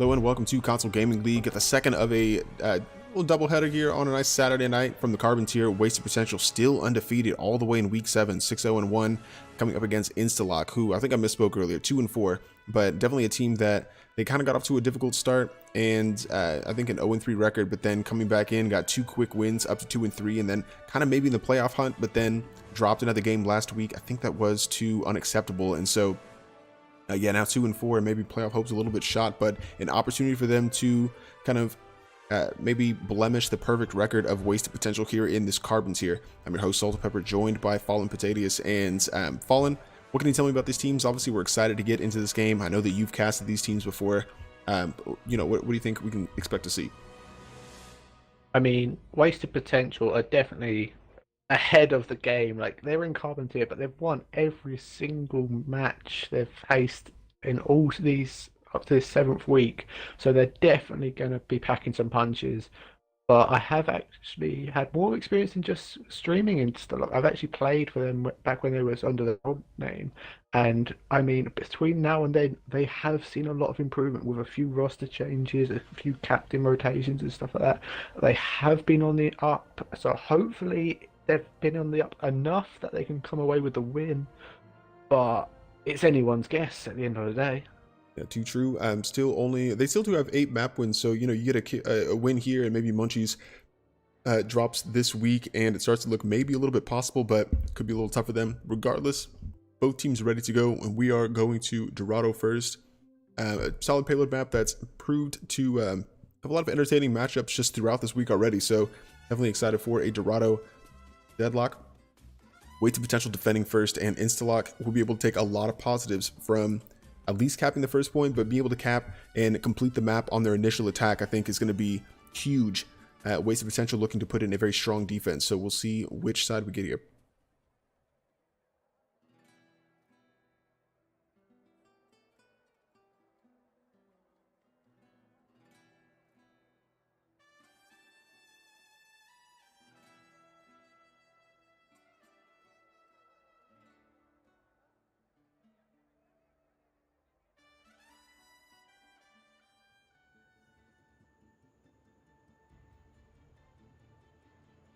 Now coming out here for the attackers, still comms a little bit undecided, but looks like Sage going on the Lucio for Instalock in the red on your right. Steve's Hundies, there we go. Steve's Hundies 27 on the Reinhardt. Gormorgon on Diva's Blink 16 over on the Tracer. Masterman 90 on Roadhog as Valkyrie 907 goes over to the Moira. For the defenders, Rook on the Zenyatta as Nuka-Lucka. A very solid Tracer player as well. I'm playing Hanzo here, but excited to see the Tracer play come out inevitably later in this game. DSK Madrox on the Mercy, Legend Toasty going Doomfist perhaps. Bucky 360 on Zarya as TKO Bucky on the Reinhardt. I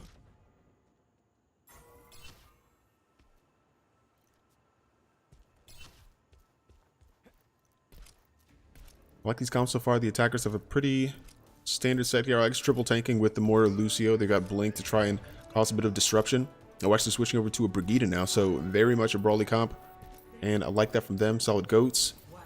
For the defenders, a little bit more standard with the Rein Zarya, trying to get damage in and disrupt with the Doomfist, and range damage with Nuka-Lucka. Obviously the Discord Orb's influential in from Rook, so it's like an attack underneath Instalock going all the way around to try and disrupt the defense before they can really kind of get too comfortable up on the high ground. They'll drop immediately directly to point, and Wasted Potential just looking to get into a safer position before they can come and re-engage. But Legend Toasty getting a kill quickly for the defenders. Rook adding another, and both 2 of the supports now down for Instalock immediately.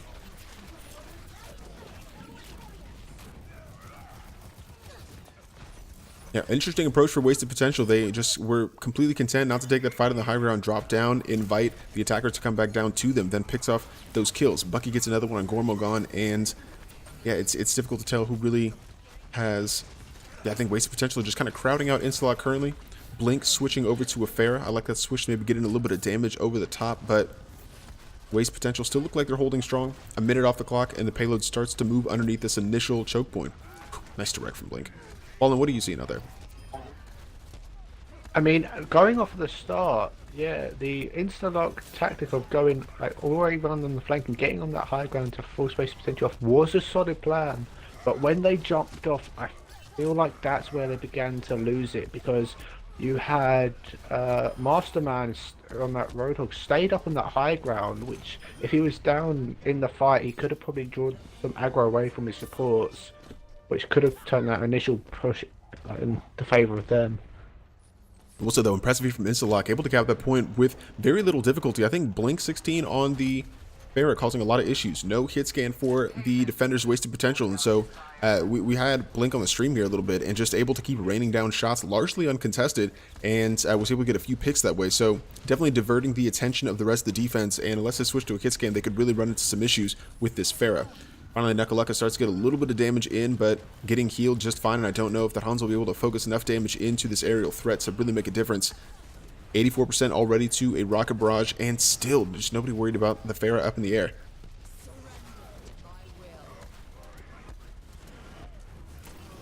Looks like a coalescence now coming out from Valkyrie 907, is able to catch Rook, so continuing the momentum. Mastermind gets another kill, and it's a 6v4. Instalock completely rolling over the undefeated waste potential. They're able to answer two back, though. Bucky and Legend Toasty able to even out that fight. Legend will offset it for the defenders, but Instalock coming out very impressively to start here under auto.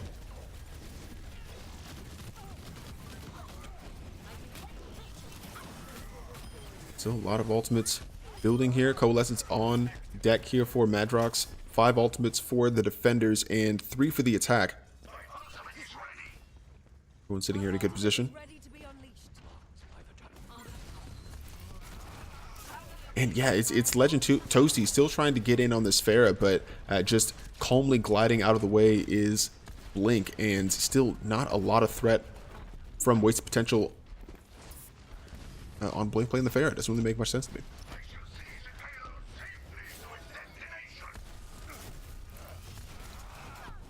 Yeah, I think what it is wasted potential are comfortable in their their heroes they've picked, and rather than trying to change out to counter Instalock's picks, they're using what they know to their advantage. Oof. And just going that way, or attempting to at least. Gormagon with an impressive double there. Nice Graviton coming out from Instalock to try and catch a couple, and still getting the kills. TKO Bucky putting some work in on the Reinhardt and able to offset the fight a little bit for them, but finally does drop again. It's Blink, and it's 3 members of Instalock coasting with the payload through the B checkpoint. 4 minutes on the clock, and things looking very solid for the attackers Instalock.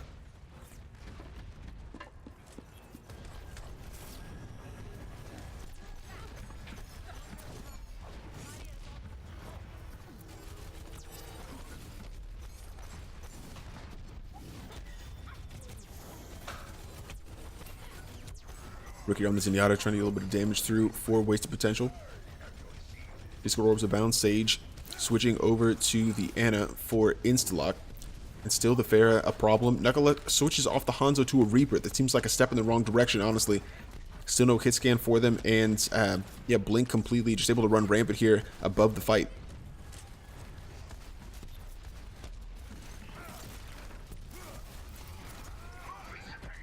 Halo continuing to move. No one really stopping the progress. Masterman close to a Graviton Surge as Blink is about 20% away from a Rocket Barrage. They can combine those really well. Steve's going in with a Shatter. Is able to catch 2. Bucky had the bubble. Was only able to save himself, though. Now swinging away. Not quite able to get anything out of that. Steve will drop, and that's going to be difficult. But the payload continuing to move forward. Red's coming through. Steve will get back into the fray here for Instalock. Legend Toasty just trying to stall as long as possible, but Masterman pretty amped up here, gets a double, both DPS down. Blink now with the Rocket Barrage will catch a 3rd onto Madrox, and now it's the Graviton to keep everyone at bay, and really impressive from Instalock. They will cap. Rook cannot get back in time with the Transcendence, and that's a 3-0, kind of a perfect start here for Instalock over wasted potential. Score 3. Switching sides.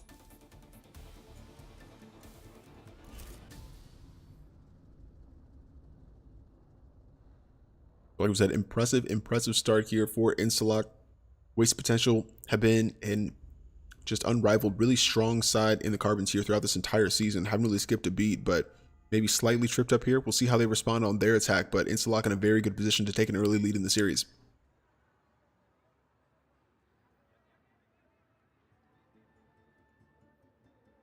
But yeah, definitely, as I was saying before the game started, with the whole roster changes and captain changes of Interlock, they have been going on the up, and what a display!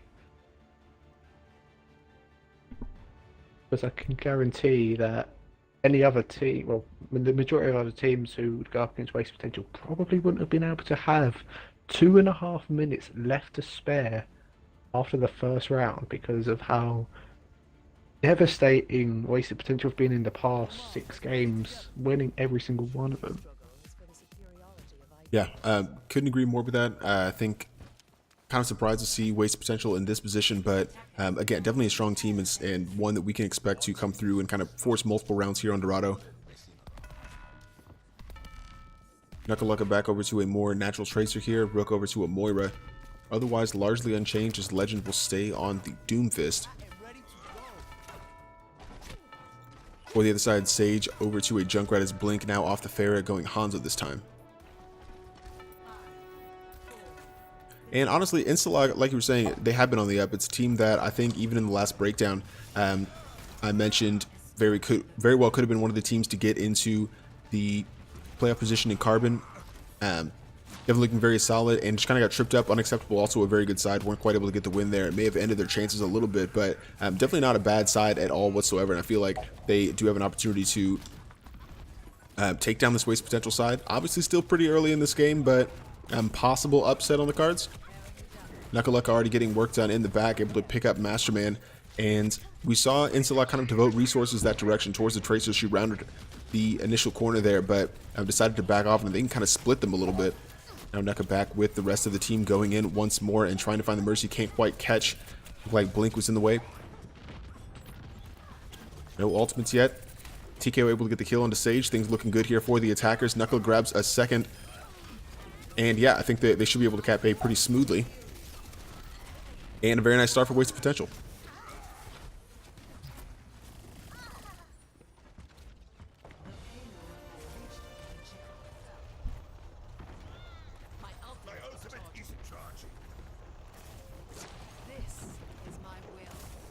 And Fallen, what are you seeing from these sides?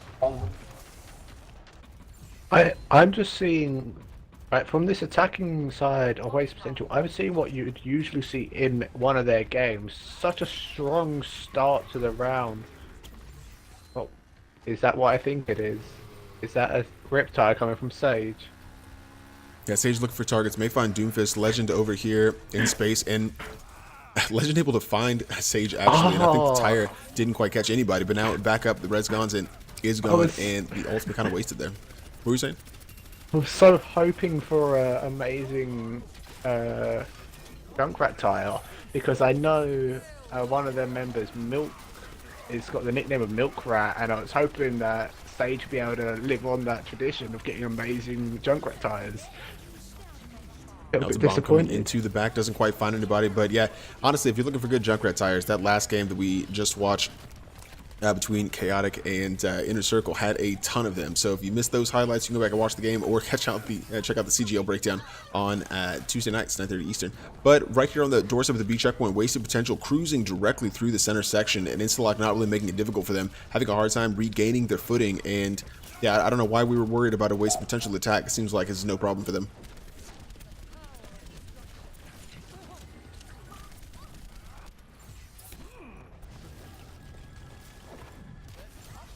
Yeah, moving into the hardest bit of the map though, because getting up that final little hill is often the hardest bit of Dorado, people say. Yeah, I agree with that. Pulse bomb coming out from Nuka doesn't quite catch as it's Sage able to get out of the way.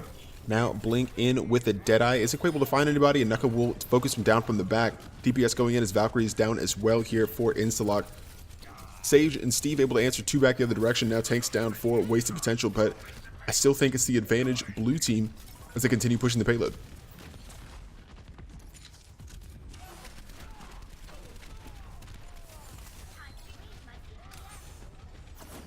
Now a bit of a tree here from Wasted Potential, realizing maybe they had lost too many members and decided to regroup. Still 4 minutes and 27 seconds. The 2 minutes and 32 though will start to creep up on you from Instalock, and they start out really strongly. So Wasted Potential will look to cap this with a little bit more time, but Instalock, like you said, this is going to be the hardest part of the map for Wasted Potential, and we'll see if they can break through Haven't really had an issue throughout the map, but you know, you never know what Instalock can do here with the shorter respawn.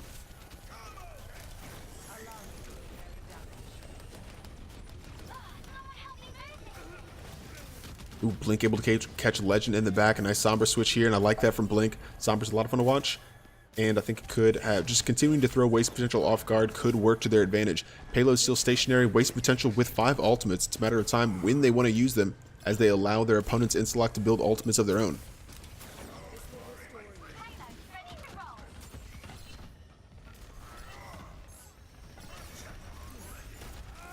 Waiting for the Sombra in the back. Legend Toasty. I'm sorry I switched away from the camera, guys, but able to find that Sombra, and just that's what they were waiting for. Now starting to engage. It's a coalescence. The Shadow coming through again, and Waste Potential very patient in their approach. Sound barrier as well, just keep everybody up. There's a Valkyrie from Valkyrie up, but still the kill's going the way of Waste Potential. That Mercy not quite able to put in enough healing to keep everybody on their feet, and can only contest now. Blink in as well, and able to maybe stall a little bit longer or give Valkyrie a bit of an outlet, but now Mastermind and Valkyrie both drop. Payload continues to push, and that will be a 3 minutes and 2 seconds on the clock left for Waste of Potential as they complete the map. Score. 3. Switching sides. Very impressive response from Waste of Potential, and you'd expect nothing less from the team at the top of the tier. Nice finish for them, 30 additional seconds, but obviously this game definitely very close. If you look at the two teams on paper, 6-0-1 and 2-4, and you probably expect Waste Potential to roll here, but it's only a 30-second difference after 2 rounds. So Instalock definitely have an opportunity here, and I think if to some extent fire the shot over the bow to Waste Potential and say, hey, you got to bring it every single fight, because we're going to be here and we're going to also have a good attack and be able to go toe to toe. So obviously from a neutral perspective, you want to see Instalock come back and cap again. Maybe we'll take multiple rounds here, but Waste of Potential maybe brushing off a little bit of rust and looking to get a victory quickly here. Yeah, as you were saying about that 30 seconds, that is equivalent to like one more extra push, which could be all the difference. But sometimes we've seen in games before that having enough time to do one extra push doesn't really mean anything if the team with the shorter time becomes more successful in their lower amounts of attacking pushes than what they have. I do like the response here from Wasted Potential. It's Knuckalaka on a Torbjorn as Legend Toasty goes on a McCree, not going to give Blink any kind of space to work, and I think just right off the bat, that's going to be the difference maker here. Masterman over onto the Sombra though, and I mean, obviously different comps from the first round coming in.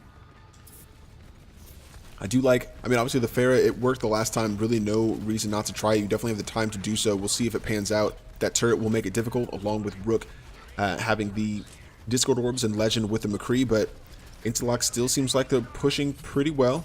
TKO with a nice pull there onto Gormagon. That's going to be that Diva out of mech, and things already looking good for the defenders. Wasted Potential. Knuckalaka no longer has a turret. Blink able to take down the threat there. Still 45% to a Rocket Barrage, so maybe not running into as much difficulty as maybe previously anticipated. Though as I say that, Rook finally able to take down that aerial threat, and as Bucky adds another, Masterman tries to get the turret, but I think this fight may be going the way of Wasted Potential.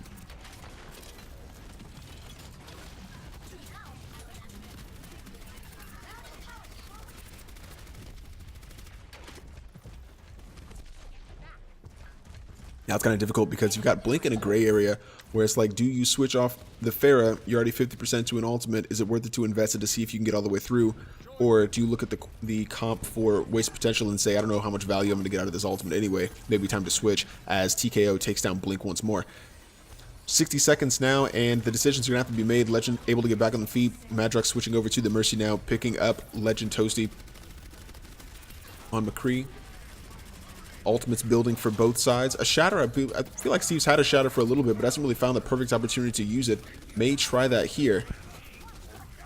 But finally taken down. Kill feed going a little bit blue as Legend's able to grab 2. Nuka's turret grabbing that Diva out of mech, and Waste Potential continue to clean up.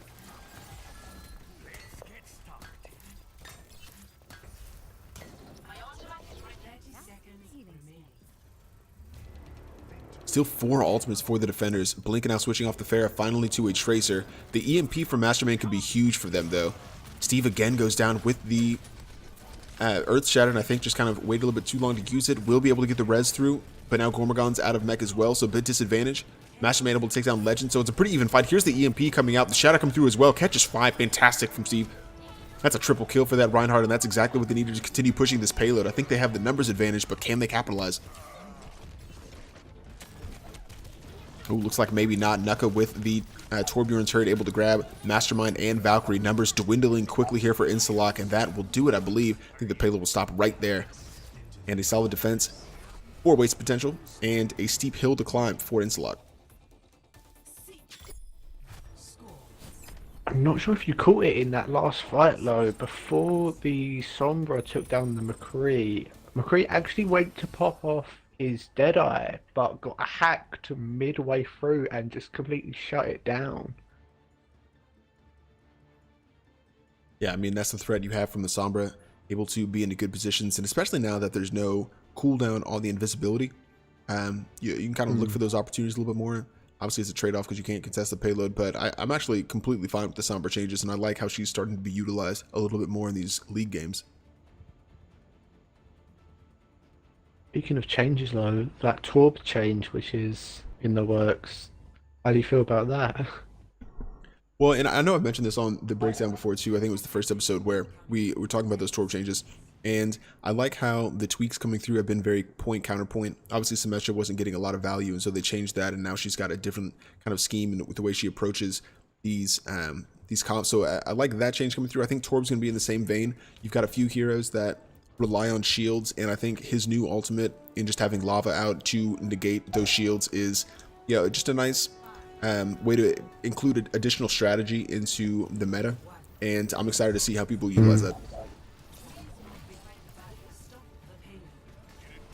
Blink here on a Bastion looking to just rain down damage. They don't have to get very far, or they don't have a lot of space rather to defend. Waste potential doesn't have very far to go, but we'll see if this Bastion can be the difference maker for them. They'll rotate down to the choke quickly. I like the coordination, dropping down shield and Bastion simultaneously. They have the damage boost in from Valkyrie as well. Already looking good as Steve's able to get a quick pick. TKO going directly in for the Bastion. That's exactly what you need out of your Reinhardt. Kills going the way of wasted potential, but 2 back the other direction for Instalock.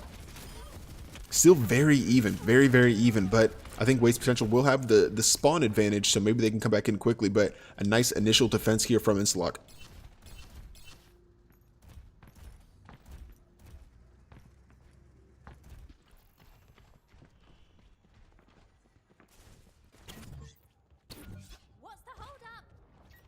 Knuckle on Tracer here, going in behind, looking to, again, just see if he can get a quick kill.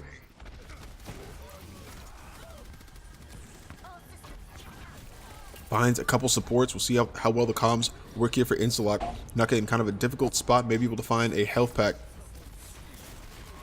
Supercharger down now for Steve, but it goes down immediately. TK able to fire strike it. Sage grabs that Reinhardt, however, and these fights are just back and forth between these two sides. Right here on the cusp of finishing the map. We'll see if Waste Potential can push it over the line. Getting a couple kills in the feed, but for every single one they get, Instalock answer another one right back. Now it's a Deadeye for Sage, grabs Nuka. Blink back in the sky with the res in from Valkyrie, but I think Instalock again will hold on to this. 2 quick picks though from Legend Toasty may offset it the other direction, and like I said, just back and forth this fight. Coalescence in from Rook may push them over the edge. Payload 1.79 meters away, and they just need to wrap up the rest of these kills. Instalock fighting for everything they have, but I think that will do it. Waste Potential takes the first map.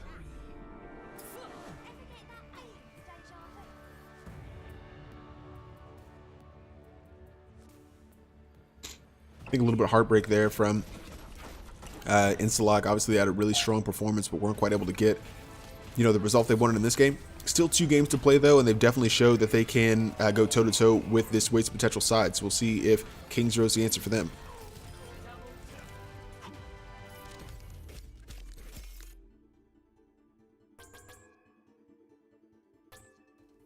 We'll get some post-round thoughts and look ahead to King's Row, where we'll be swapping sides and see if that can be the difference maker for Instalock. We come back.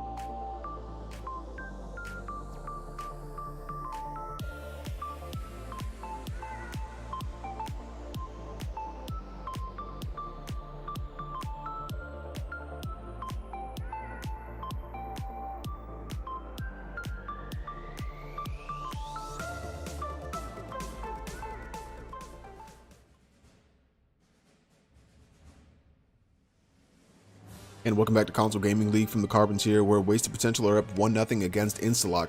And I know we said on paper it kind of looks like Wasted Potential would run away with this game, 6-0-1, coming in undefeated against the 2-4 Instalock. And I know we talked about how that record for Instalock maybe doesn't tell the entire story, but Instalock definitely looked really good in that game. Wasted Potential really did kind of, I wouldn't say get away with one there, but there was maybe a little bit of a chance of them tripping up. Instalock now will be defending first, so an opportunity for maybe a full hold here to tie up the series, or will Wasted Potential just take it in 2? Still a lot to play for it, but again, I think I've been impressed with how Instalock came out in that game, and hopefully we see more of the same, and maybe they can pull a map one away from this Wasted Potential side. I'm your host, Salt and Pepper, casting with Fallen Potatoes, and I like what I'm seeing so far. What do you think we can expect as we go into Kings Row? I mean, I've said the similar kind of things before about the whole mentality of players, and whoever has the highest mentality, either Waste Potential thinking with one map up, let's make it 2, or if it's Instalock thinking, okay, we're really mapping behind this equaliser and going to a strong stance for the final map.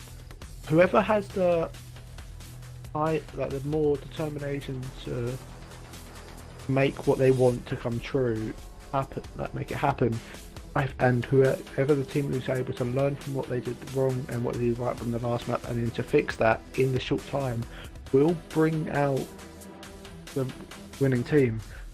But overall, I feel like with the way Instalock were at the start of that first map, I feel like they are definitely giving Wasted Potential, the current undefeated team, a very, very big run for their money. I think it's interesting that you bring up the kind of counterpoint and having to respond well to your opponents, and we kind of saw that from Wasted Potential. They didn't really give much notice to the Pharah when Blink was playing that Pharah on Dorado, but then on their subsequent defense, coming out with the McCree and the Torgoon to respond to that. But by the same token, running the Pharah in the first place, right? If Wasted Potential aren't going to challenge you, why not? And I think that was a big part of why Instalock were able to cap Dorado so quickly.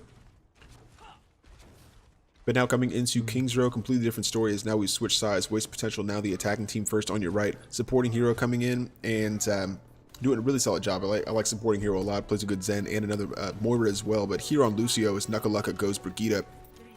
DSK and Madrox will round out the GOAT supports here as Legend Toasty goes Diva, Bucky on the Zarya, and TKO Bucky, sorry, on the Reinhardt. For the defenders, Sage 18 on the Moira, as Steve switching over to the Mei now. Gormorgon still on Diva. Blink trying out the Pharah again, and I like that. Masterman on the Reinhardt as Valkyrie. It's going Mercy. Waste Potential giving just a second, maybe just to see what comp they're up against. Little back button there. Steve able to get a quick pick on a supporting Hero, and that'll be huge for the defenders to continue pushing. Gormorgon grabs another, and that's both supports down now. Waste Potential will have to retreat. And a nice initial defense here from Instalock. We'll see if they can get the stagger on the Bucky, but that Zarya may just be able to get away. Really solid here. 45 seconds on the clock, and Instalock will hold.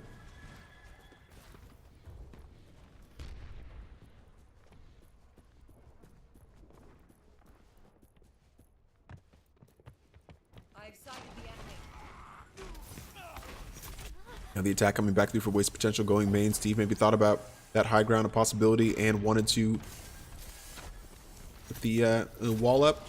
Waste Potential will not give him the satisfaction though, and they're planning their next engagement. Blink doing a really good job of staying out of the line of sight. I think they keep wanting to take out that Pharah, maybe give her some trouble before they start to engage, but sitting really far back. Nuckalaka sent in behind to try and take down the Pharah, but completely aware of it is Blink. And they may be just having like a little battle of their own. Now the recall gone though for Blink. May have to retreat, or not for Blink, for Nuka. May have to retreat a little bit. And still Instalock looking good on this defense. Oh, but things maybe start to go south as Gormorgon's out of mech, Sage down as well, and immediately Wasted Potential starts taking advantage. TKO with a Fire Strike grabs another, and here comes the Rocket Barrage to answer one back the other direction. Really like that from Blink. But yeah, maybe too many members down. Waste Potential still with a lot of the advantage here.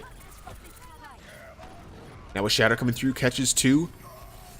And actually, that started to look pretty good. Masterman wasn't able to come in and follow up. I think Nuka kind of saved that because I think everybody was caught there. And And they still have Blink in the air raining down damage, so just about a tick gone for wasted potential here. We'll see if the reinforcements from the defense can come through. A Deadeye and a Pulse Bomb will grab Blink and Sage. Gormagon out of mech again, and I think wasted potential will cap this point.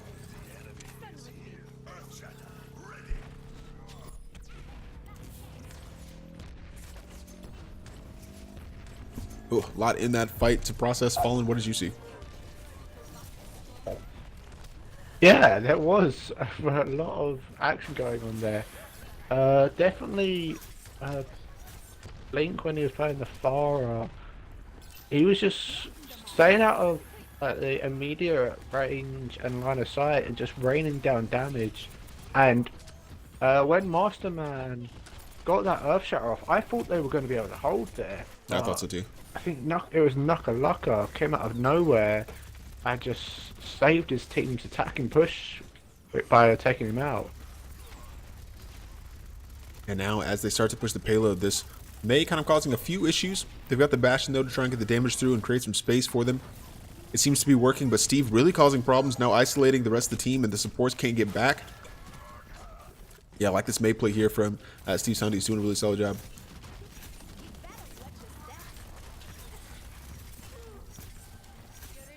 But, I mean, the problem, though, is that the defense continues to retreat down the center section. Blink with a nice pulse bomb on a Madrox to kind of offset it, but they need to engage this now that they have the advantage. Letting the res come through onto Madrox. Now it's still a 6v6. Legend up on top of the payload with the Bastion. Has no shield, but it doesn't seem to be an issue. I'm kind of surprised that Instalock isn't being a little bit more aggressive with their engagement here.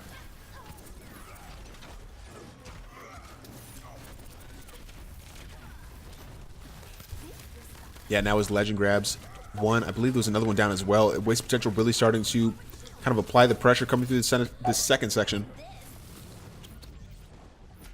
Gormagon able to find Legend Toasty finally, and having that Bastion down could be an advantage for them maybe, but Knuckleluck is still putting in work and taking down Masterman. 2 minutes on the clock, but waste potential looking very convincing as they approach this second checkpoint. 6 ultimates for the attackers. My God. Don't need a 1. And haven't really needed to use them. Now finally it's a Valkyrie up here for Valkyrie. Try to maybe help Instalock hold a little bit. Blink able to take down TKO Bucky, and maybe the momentum headed that direction. Bucky 360 able to take down Gormagon, but waste potential just, ooh, they look really good. And still just opting not to use any ultimates. Kind of surprised by that. I feel like a couple out here and they could easily cap this point. Finding the Graviton coming through. Madrox with the Coalescence. A nice combo there from the tier leaders. Honey's on the Ana will get melted down, and that'll do it. Waste potential grab the second checkpoint with 2 minutes and 52 seconds left on the clock.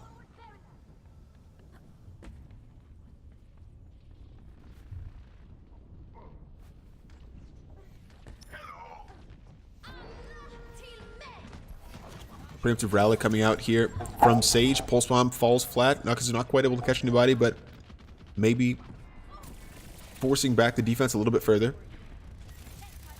Blink now on a Tracer as well. Pulse Bomb onto the Bastion, also falls flat. I think maybe they got the Bucky's ally bubble on there. Very solid protecting this bed. I'm kind of surprised they're able to protect this Bastion so well, considering he does not have a shield. It does not seem to be an issue, though, and already has an ultimate. Payload continuing to move. It seems like, yeah, waste potential really just kind of, maybe that first game was a warm-up for them. Looking really solid now. Yeah, Sage may be trying to briefly counter, but that wasn't going to happen.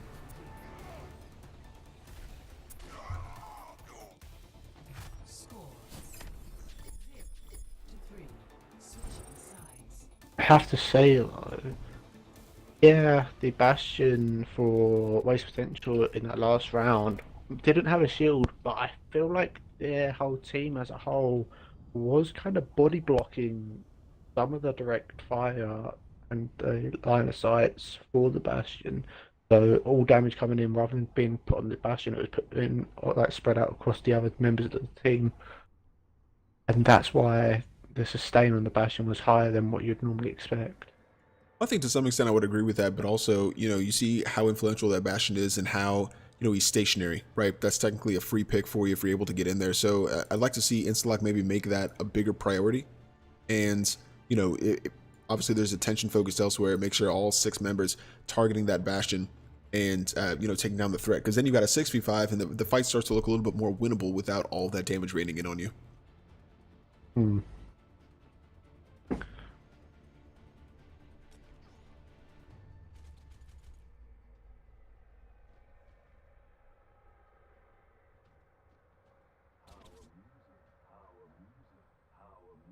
Attackers incoming in 30 seconds.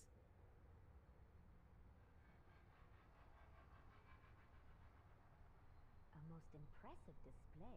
You really should take better piece of cake.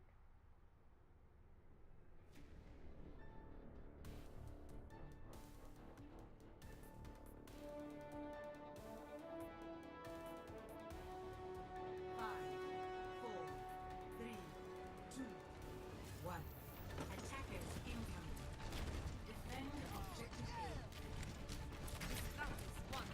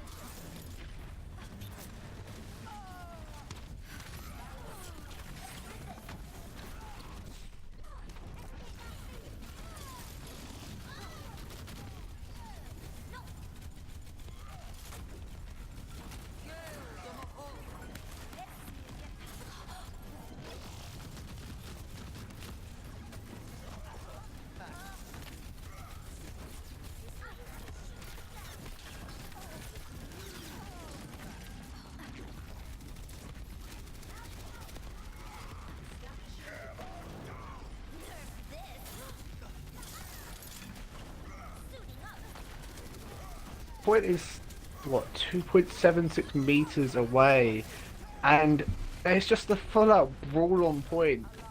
No one's going down. Well, I say that, and then waste potential lose 2 people, but yeah, it was just a full-on brawl. Everyone was everywhere. Everyone was flying, and I feel, yeah, it is going the way of Instalock now, though. Yeah, Palo continuing to inch just a little bit closer. Can't quite get over the line yet. Just the last-minute reinforcements keep coming in from Waste Potential. Right as they thought they were about to get it, though. It's another contest from TKO Bucky on the Winston. Finally, they can force it through just about 0.84 meters away. 20-player kill streak here for Masterman. Looking really solid, and finally, with just a couple seconds extra, able to cap the point and take the map. I'm going to just bring to your attention that I'm reading the stream chat and they're saying that there's no audio.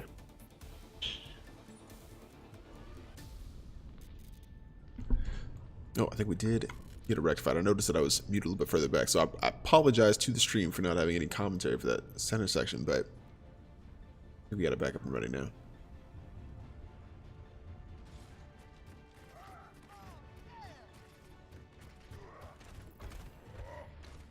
Yeah, and like we saw in Dorado, back-to-back map caps from both sides, so maybe not a hugely defensive game, but the offense giving us something to pretty entertaining here. Now it's Waste Potential attacking first. They are disadvantaged in the time bank, probably not very often this season have they been in this position, having to attack first on round 3, but again, Instalock looking good here. Think you can keep up with me?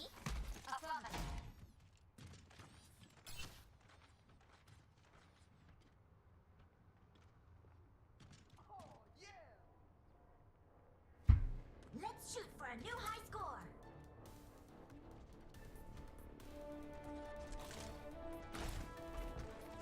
Right off the bat, interestingly enough, it's a Ghost defense coming out from Instalock. They could run into problems because there's a Pharah over here, Legend Toasty, up top for Waste Potential. So, interesting matchup to see who's going to be responsible for contending with that Pharah, because it doesn't look like there's really any clear favorites.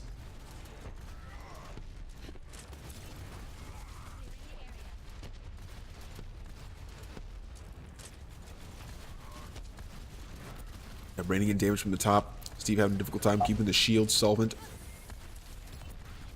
Slow approach, just about 90 seconds here for Waste Potential to take this point. Definitely something they're capable of, and as Nugget gets the first kill on a Valkyrie, it starts to look good here for the attackers. Still raining in damage from the top. Frosty's trying to catch a couple kills. Still just the one down, though, for Instalock.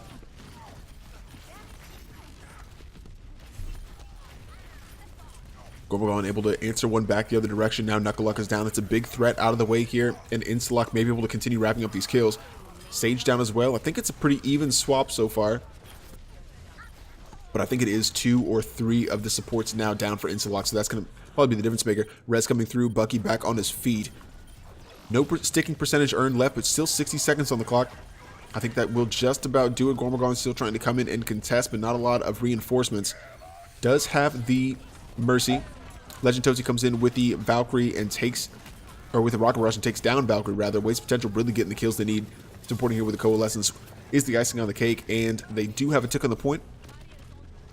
We'll see if the defense decides to contest. I think they're just going to sit back, and try and fight this center section.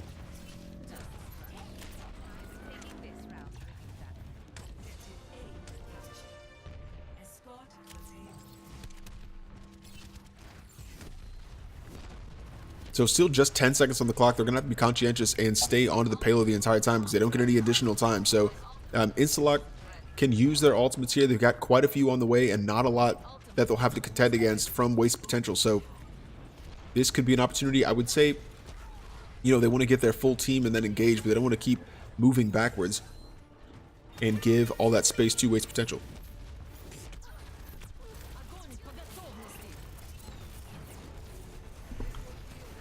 Graviton coming out, catches all of the attackers, but no one there to follow up. Knuckleluck in a very difficult position without a shield. There comes the Shatter, and this might be the cleanup right here for Instalock. Spectacular from Hundies to grab a couple.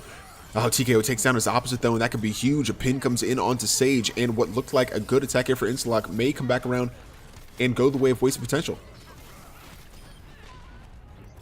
Oh, Legend with another, technically a double there, getting Gorgon on a mech, and honestly, I really thought, they get the Shatter in, the Bastion goes down, and few members look like they might have dropped there for Waste Potential, but able to weather that and come back through with ultimates of their own.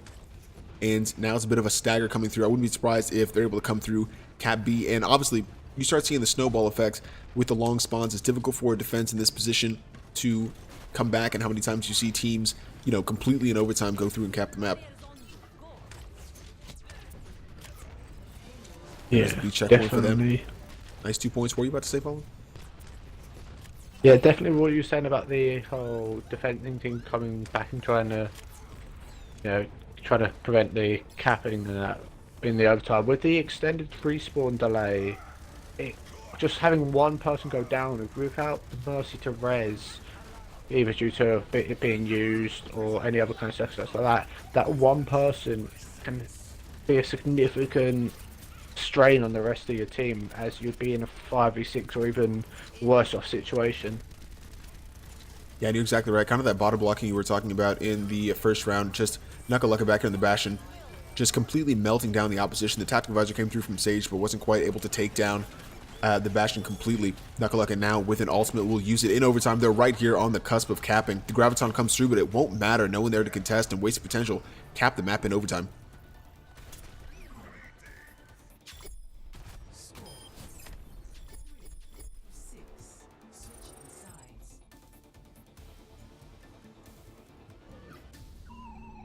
Really impressive there from wasted potential. And again, right there when it looked like for a second, probably twice in that round, it looked like wasted potential, or rather Instalock, were going to be able to come back and, you know, kind of stop them in their tracks. But just for whatever reason, wasted potential finding a way through. When Knuckle dropped on that first point, I really thought that might have been it for them, but able to get the kills back the other direction. And then the shatter comes through in that center section. Bastion goes down, they can't capitalize, and, you know, next thing you know, wasted potential capping the map. So if you're not taking those opportunities when they come to shut down this team, they will punish you for it, and doing that here in a very good position after having capped the map twice with 6 points. Instalock with 2 minutes and 13 seconds looking to equalize. 30 seconds. Brilliant.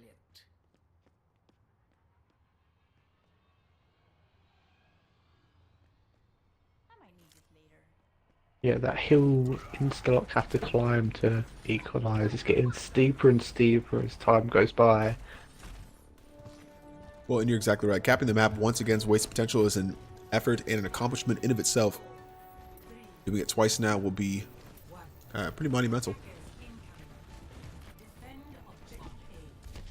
Dino hit scan on the side of Instalock, and obviously the Pharah coming out from Legend Toasty. I think maybe they figured out this Instalock side. I'd like to see a hit scan come out if they're going to continue, you know, being threatening for this waste potential side.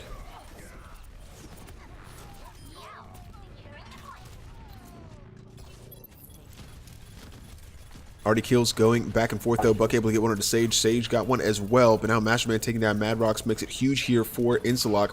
Definitely asserting themselves on the point. A few wasted potential members still straggling, but I think the numbers might favor the attack. Oh, though, as I say that, Legend Toasty able to grab Gormagon, and things maybe starting to even up a little bit. Oh, what a quick shatter from Hundies. Instalock looking very solid. Wow, yeah, grabbing supporting hero and Bucket 360. Instalock should be able to cap this right here.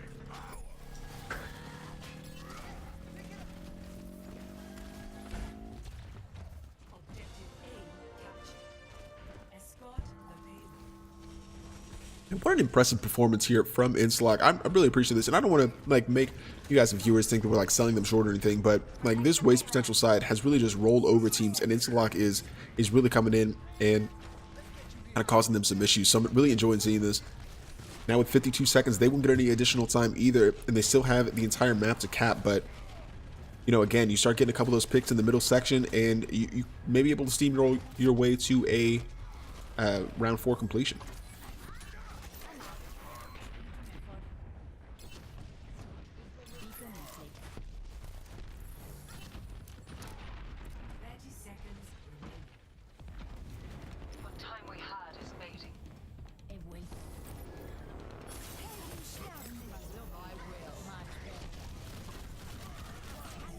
Looks like it's a Valkyrie coming out. The EMP as well will catch a couple. Now as we go down into overtime, it's a Rocket Barrage in from the top. Kills going the way of wasted potential. Valkyrie hacked in midair, or in Valkyrie rather.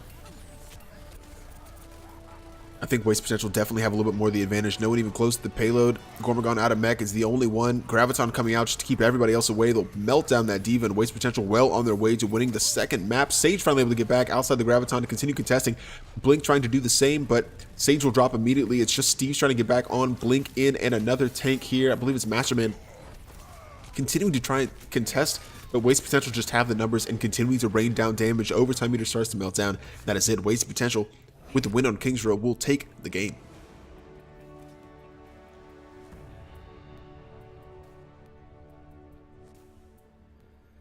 Play of the game.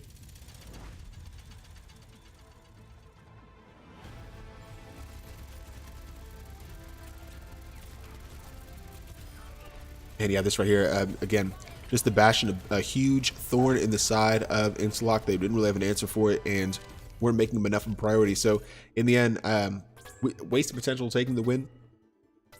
Again, the scoreline maybe not super indicative of how this game has gone, but regardless, Waste Potential improved to 7-0-1, and just impressive from them. We'll get the final game from Temple of Anubis, and we'll swap sides again. Waste Potential defending first when we come back.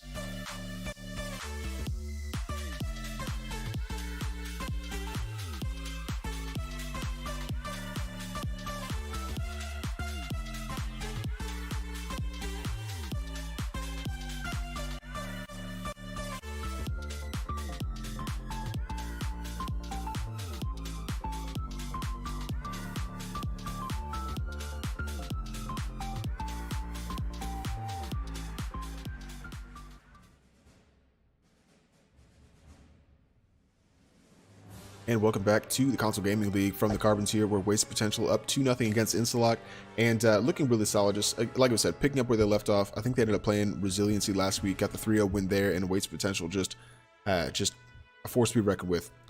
Can't be said enough. Kind of understatement of the year in this tier. But Instalock, I know we also talked about maybe this scoreline not really indicative of the actual game. I think they've been keeping it close. It's just those little decisions that maybe don't go their way. Poor ultimate usage and just the crucial spot, or maybe holding on to them too long. But Waste Potential able to capitalize on those mistakes and take the win. So they improve here. And we still will go into Temple of Anubis, where Instalock look to get a map point back, but I think that will effectively end their playoff hopes entirely. And so, yeah, Salt and Pepper casting here with Fallen Potatoes. As we get into Temple of Anubis Fallen, what are your takeaways from this game so far? Now, I mean, going into it, as Waste Potential were already winning, they've won all of their games so far.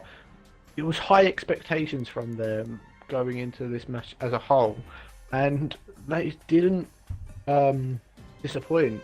Like, they have been a very strong team, and yeah, they've already got the 2-0 map wins, and going on to this third map, which is all for the crucial map wins. But in saying that, Waste Potential have been a strong team, that's not to undermine Instalock's abilities. Like, they've been making Waste Potential fight every single step of the way, and they've not been giving up. They've been keeping on the pressure and making them have to actually work for these wins. Yeah, exactly. Which, yeah, they may have not actually won the maps, but I guarantee the Waste Potential side are somewhat scared of the potential that Interlock are bringing to the table. Yeah, I would agree with that. I know that we've watched Waste Potential a few times throughout the season, and they, how many times have we seen them just completely roll teams aside with a 3-0 victory that really felt like a 3-0. This one's a right now 2-0 that doesn't really feel like it was a 2-0. Those team fights came right down to the wire, and like we said, just maybe some hero swaps here and there, and not reacting well enough. Waste Potential were able to get the win, but Instalock, hopefully we'll see them in Season 6, and I think that definitely a much improved side. Obviously, they had the difficulty in the beginning of the season, so maybe still kind of trying to get the rest of that chemistry. But definitely a team that's played really well, and don't let the 2-5 record fool you. I think they're definitely a better side than that.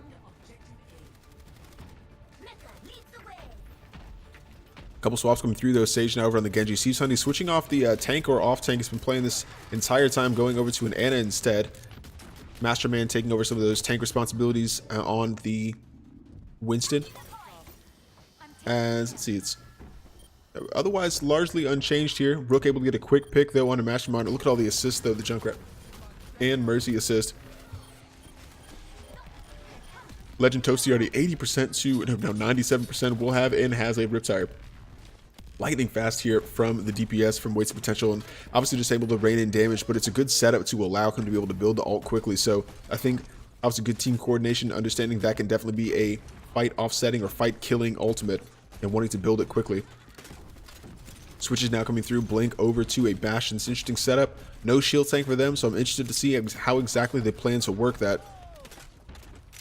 I think especially with this Junkrat on the high ground, without a shield for the Bastion, you're going to just have a lot of damage coming through, and Blink may get melted down. But they will respond accordingly. Steve switching over to a Reinhardt to give him a little bit of protection.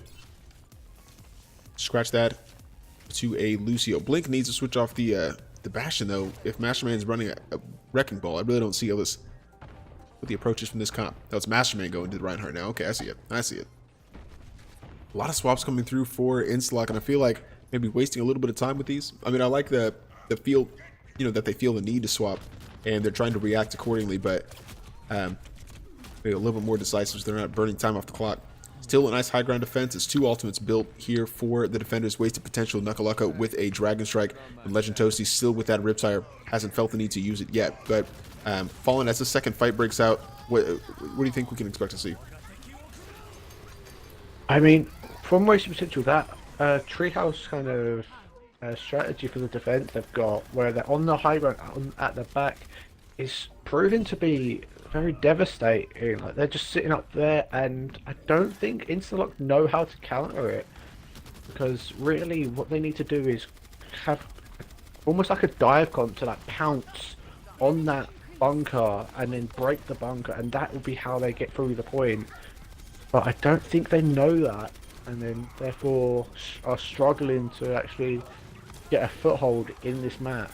Well, I think you bring up a valid point because they need to be able to get up there and contest the high ground. As the kill feed starts to light up red here for waste potential, I think this fight goes their way. But yeah, they're running the kind of a Diva Reinhardt comp, and wow, actually I'm completely wrong as they start to take this point. But I'm kind of surprised. I think what I was about to say is that I feel like they needed to contest the high ground a little bit more.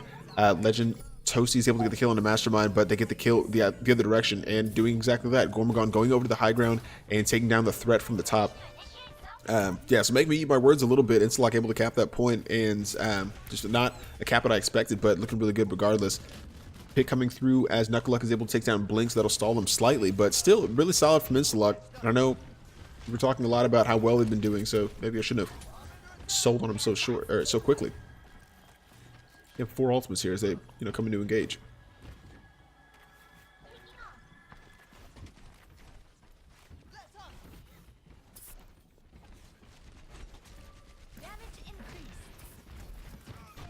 Still 5 ultimates though for the defenders. Legend Toasty switches over to a Reaper. That could definitely make it difficult. Self-destruct coming through. Finds 3 TKO. Oh my god. And gets Gormagon out of mech. Fantastic ultimate there from the Diva. And yeah, again, waste potential able to clean up here. That's a team kill.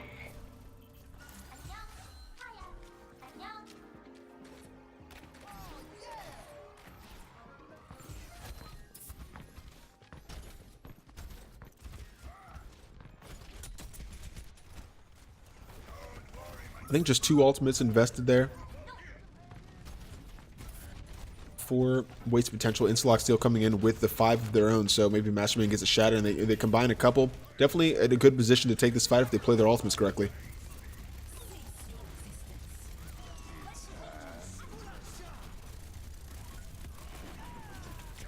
Sage with the Dead able to pick up Rook. Now they start to engage. Now they have the offset fight. Still no additional ultimates coming out, but it's a Valkyrie here from Valkyrie to try and keep everybody up. Kills going the way of Instalock. Legend Toasty finally able to get one back onto Blink, but yeah, Instalock looks like they're doing really well. Here comes the Death Blossom. Legend Toasty actually does grab 3. Wow, I thought they'd be able to focus him down, but spectacular triple there from the Reaper to save that point.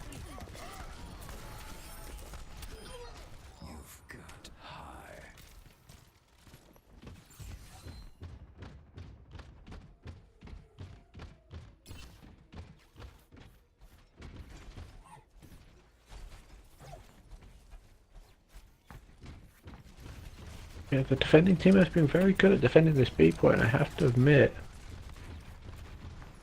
But then again, Temple of Anubis point B is one of the easier points to defend. Absolutely. Despite the magnitude of attack points. Nuka using the Dragon Strike, I think directly onto the Bastion, trying to eliminate him, but I would say ultimate wasted, but not really getting a lot of value out of that one. Now Nuka is going to completely drop. Blink just able to sit here, maybe able to melt down a couple, but didn't have a lot of help from his team. It will be TKO able to take him down. Waste potential start to wrap up again. And this Bucky combo doing a really solid job here, just to eliminate these threats in a tight area. Still 1 minute and 55 seconds for Instalock to continue pushing. They've already capped both of the previous 2 maps, so I expect them to be able to do it here no matter how late. But waste potential again. Looking to finish this game up.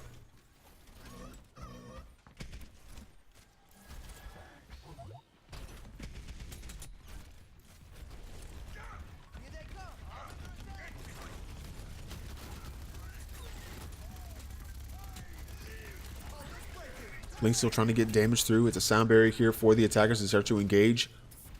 Legend making it a little bit difficult, earning some of that ultimate charge in the back, 95% to a Death Blossom that was able to offset that fight last time. Knuckle back on his feet via the res. It's another double from Gormagon to try and, actually I guess just single onto TKO, but ultimate's coming through here for Instalock to grab a couple. I think they have a bit of the advantage. Here comes a shatter, fantastically timed. Legend Toasty will combine with a Death Blossom of his own. And, whoa, yeah, waste potential, just cleaning up here.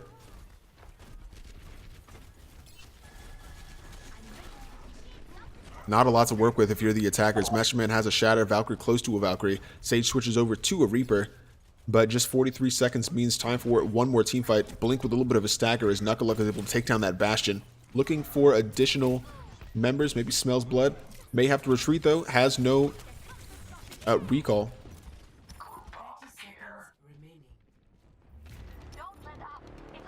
Yeah, almost dire there for Knuckleluck. Could have been kind of staggered somewhat. Now the attack starts to initiate. Really much ignored that Tracer in the back. Legend Toast able to teleport behind them. So now they're going to get pinched a little bit as TKO joins him. Waste Potential looking to wrap up this fight. Self-destruct coming through, catches no one. Now the fight really breaking out with 10 seconds left. Gormagon out of mech. The shadow coming through from Masterman. I don't think it really got as much out of that as they would have liked. And Pulse Bomb from Nuka onto Sage. Another kill onto Gormagon and things.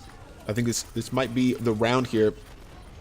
Waste Potential continuing to clean up. Overtime meter looking to tick down. Valkyrie, the only one remaining, will drop. And yeah, Nuka finishes on a triple. Solid from Waste Potential. It's a team kill for them and a single point for Instalock.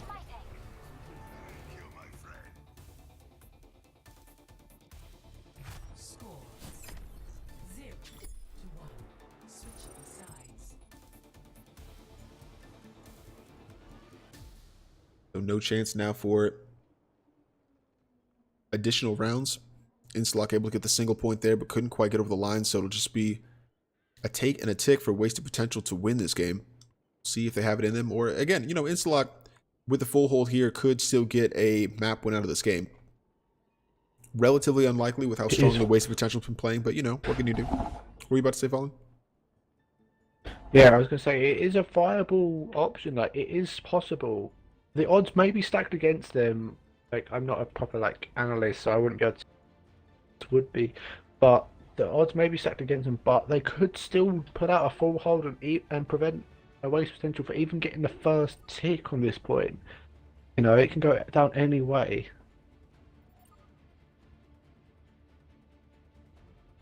I definitely would agree with that. Still, it's going to be difficult. This Waste Potential side coming out on their attack will be very aggressive. That's what we've expected for them, and yeah, I'm looking to make it difficult here for Instalock to get anything out of this. Attackers incoming in 30 seconds.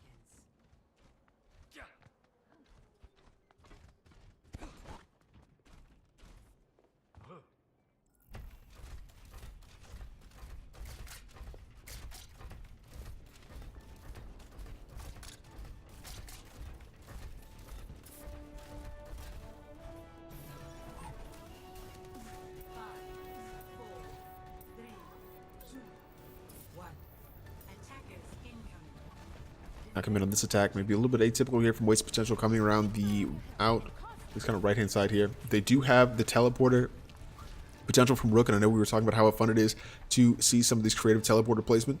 We'll see if they can get the Bastion into a good position. Teleporter looks like it's about to be set up here.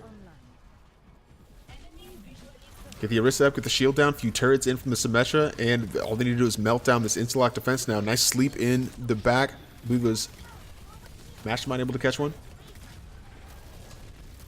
Waste Potential trying to set up on the high ground. I like this approach from Instalock though. They pivoted around, so they've got the wall to protect them a little bit. No one's still dropping as the members of Instalock start to retreat to point. Blink able to take down that teleporter from Rook.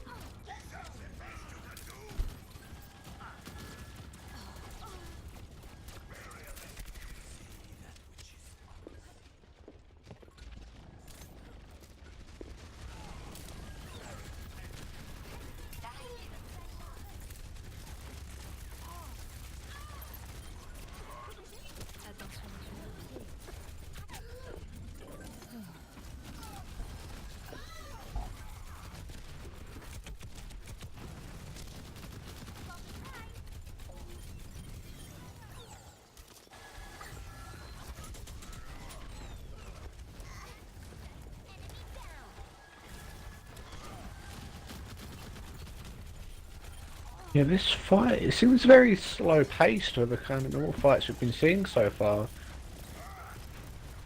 I would definitely agree with that. Pin kind of going south there for Hundies. Instalock kind of embedded back into the point. Nuka slept in the corner. It's fantastic work from Masterman, but is able to recall. Can't, will maybe be able to get away. Shocked that Tracer was able to escape. Shadow coming through, catches one. It's just Bucky, but there's a pin into the back, and Instalock, all the kills in the feed. Very nice for them. Double there from Blink with the Dragon Strike, and, you know, 2 minutes down now. Maybe Instalock perform this full hold. Yeah, definitely as time ticks on, the odds do shift more into Instalock's favour.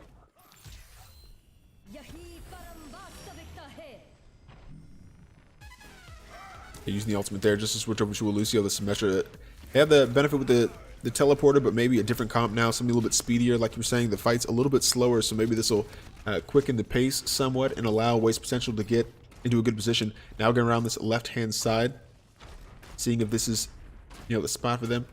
It's still the defense Instalock embedded back into the point, so really any way Waste Potential attack this, they're going to have the same kind of issue. I think maybe going around the top right-hand side and getting that high ground to drop down could be beneficial, but they'll come directly into point here.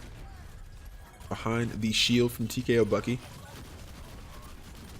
Now the fight engaged, a bit of a boot, misses the pin. Now it's a nano boost onto Steve's Hundies, and that could be the difference maker for Instalock. Just 60 seconds to go, though. They really need to win this fight. Legend Tasty getting one back, though, for Waste Potential, and Bucky's able to take down his opposite, who was nano boosted. Res coming through from Blink, or from Valkyrie, and Blink's back up. I think Instalock still has some of the numbers here. Self-destruct will catch Rook. Knuckleluck able to answer one back the other direction. Legend does the same. It looks like Bucky trying to chase this Mercy down. Can't quite get him. Legend Toasty getting a couple picks, though. Oh! That's amazing. I didn't think they'd be able to cap that. I really thought Instalock would be able to hold. A nice pin there on the Steve Sundays, and that's TKO Bucky able to wrap up there. Nice team focus. 15 seconds left, and finally able to cap the point, but Instalock so close to the full hold. Objective A captured. New defense point. Objective B.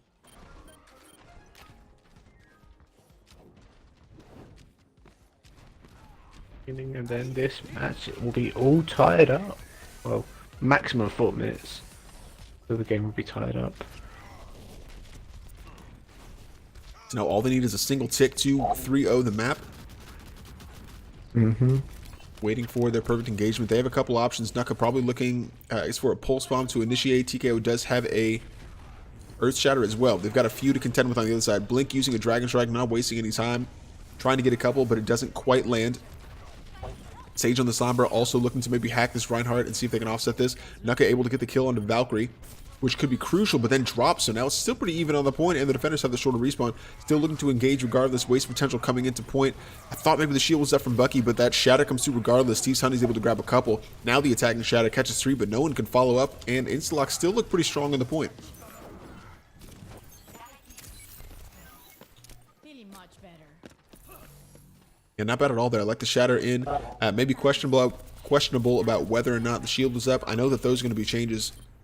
I think that's in the the PTR coming through where there's no lingering effect of the Shatter. So in that case, I think it probably, they probably would have gone directly into the shield. But not this time till those changes come through. Still valid, and it helped Instalock cap that point. Sombra in the back trying to get down TKO. Bucky is able to do so, and nice there from Sage to kind of stagger that tank a little bit and force Waste Potential to rethink this approach. Coming in for the res, expecting it, but could not quite get onto Madrox before he was able to res TKO Bucky. Was able to translocate back to safety, though, before that hack from Knuckleluck came through, so influential there.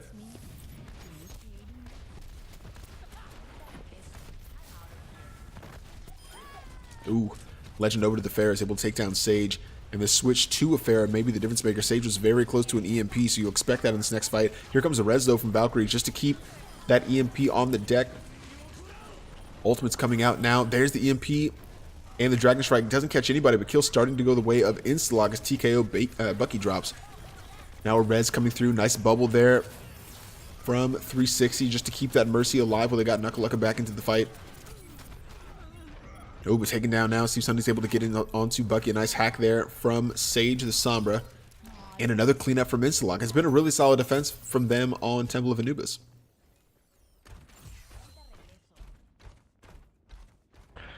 I don't want to jinx anything, but I think we might end up looking at a tie on this map. A tie, huh? Yeah, because as of this current moment in time, either Wasted Potential can win if they cap, or I believe, if my game knowledge serves me correctly, if the time runs out, then it will go down to a draw on this one map, which would be fun to see, like, because Instalock have been providing this solid defense, but if I know Wasted Potential, they've got something up their sleeve for the very last minute. Ooh, and that could be it right there. There comes the shatter in from TKO Bucky, able to get a kill immediately. Legend Toasty follows up with a nice double on the Rocket Barrage, and that might be it for Wasted Potential. Blink able to take that Pharah down. Now the res coming through to get the Pharah back up. But I think the numbers starting to favor Wasted Potential. They only need the tick, so trying to clean up these kills. 20 seconds left on the clock, and Magic's doing everything she can to keep these tanks up. TKO absolutely popping off. Hacked here. Here comes the attacking.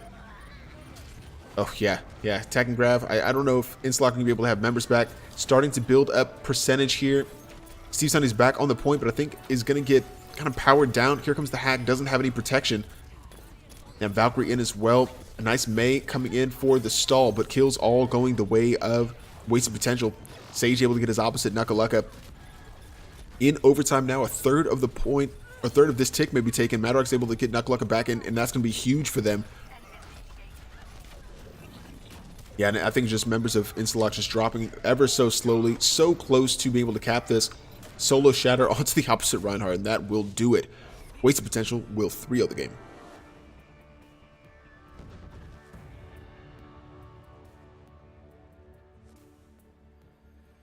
Play of the game.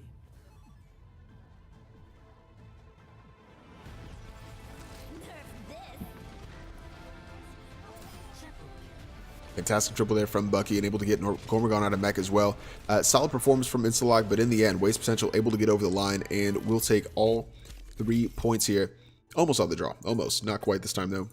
And again, just another dominant performance from Wasted Potential.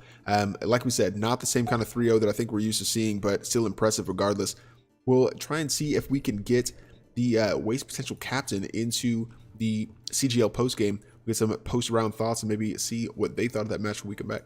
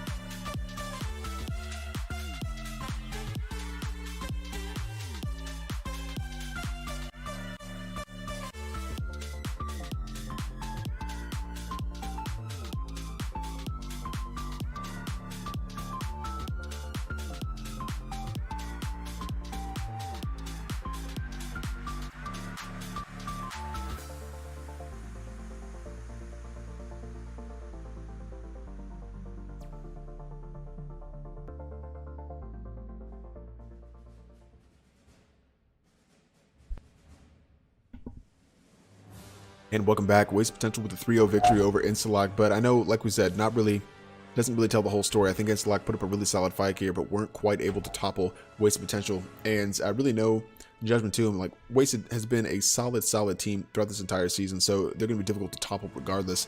But yeah, obviously we can get into our post-game thoughts here in just a second, but we will have Rook, who is the captain of Wasted Potential, to get a few of those post-game thoughts and kind of their look ahead to the playoffs. We'll have that for you in just a second. But before we get into that, just briefly, Fallen, your final thoughts on that game before we go into the post-game?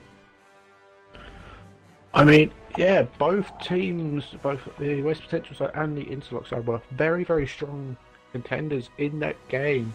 Like, it was very close for the majority of the maps, but Wasted Potential just managing to have that little bit more of a desire to get that win and to prove to everyone that there's a reason why they're on top of the carbon tier, and that is because they are the stronger team. And the scores from today just go to show and prove that's the point. But as you were saying, yeah, it may have been a 3-0 victory, but just by that value alone, you can't say, oh yeah, Wasted Potential dominated the game, because it was a very close game. There was no like clear winner, other than the fact that, you know, there was a 3-0, but there's no clear, oh yeah, this team would have won hands down kind of, you know, there's not that kind of response from it. It was a very close game, and if one ult went a different way or one team fight went slightly different, then it could have been a complete different outcome. Well, yeah, I think you're exactly right. Just basically showing that Wasted Potential do maybe have a few weaknesses, and, you know, teams looking at this going to the playoffs, I think it's pretty much going to be Mouchies, Juniors, and Unacceptable. That one of the teams that'll face off Wasted Potential in the Carbon Tier Finals. But yeah, maybe showing a little bit of weakness. But I'm interested to hear what Rook thinks about that game. Obviously not a typical performance from them, so we'll have that here in just a second. Don't go anywhere. We'll have the CGL post game when we come back.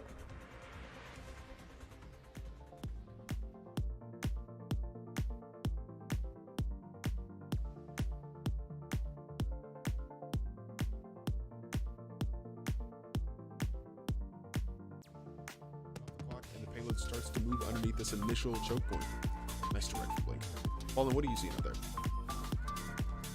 I mean, going off the start, yeah, the Instalock tactic of going like already running on the flank and getting on that between their their heroes they pick, and rather than trying to change out to like counter Instalock's picks, they're using what they know to their advantage.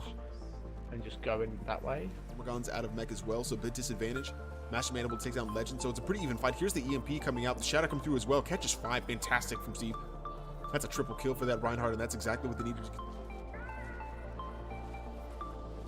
Oh, but things maybe start to go south as Gormagon's out of mech. Sage down as well, and immediately Wasted Potential starts taking advantage. TKO with a Fire Strike grabs another, and here comes the Rocket Barrage to answer one back the other direction. Really continuing to move. It seems like, yeah, Wasted Potential really just kind of maybe that first game was a warm-up for them. Looking really solid now.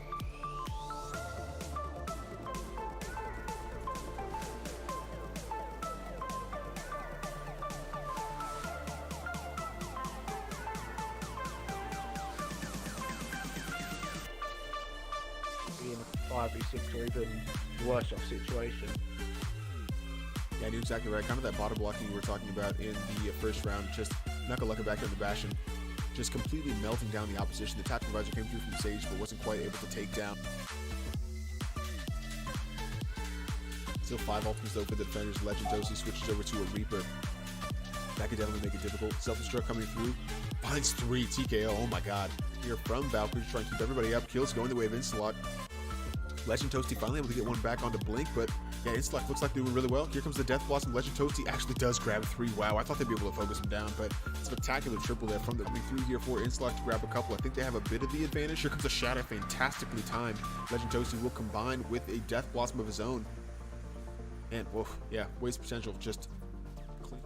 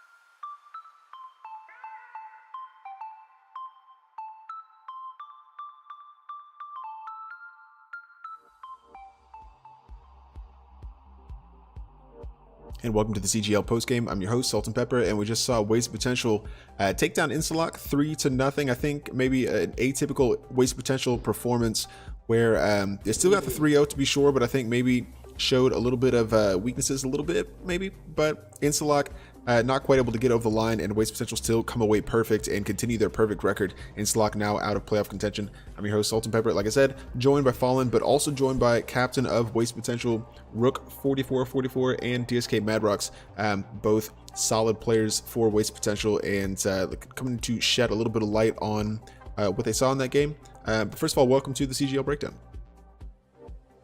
Well, thank you. It's glad to be here. Post game, rather. Breakdowns on Tuesdays. Rook, first and foremost, congratulations on the win. Your approach to this game, obviously you guys have been really dominant throughout the season, and Instalock kind of gave you a run for your money. They capped the map twice on Dorado and Kings Row, and just in the games that I've watched, not really something that you guys are used to. I feel like normally you're able to roll over teams pretty easily. Not really.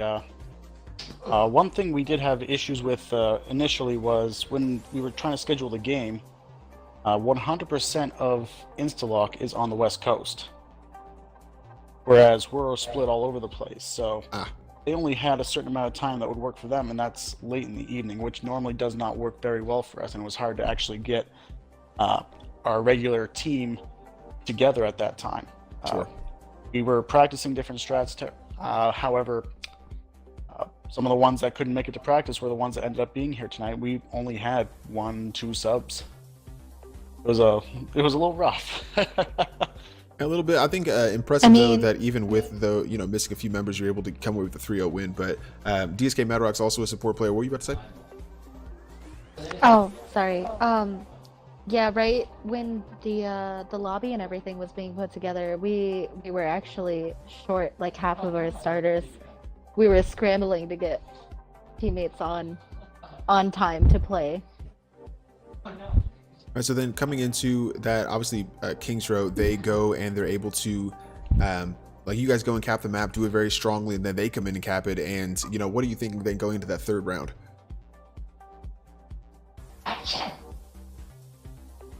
Biggest thing we're thinking about is trying to counter what they would do, trying to get in their minds sort of where they saw what we would play.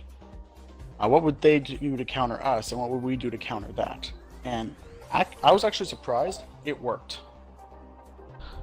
They ran goats to counter our Doomfist strat, and we ran Pharah and a Sombra to counter the goats. Yeah, it does seem like the Pharah worked out really well for you guys, and they couldn't really find the answer.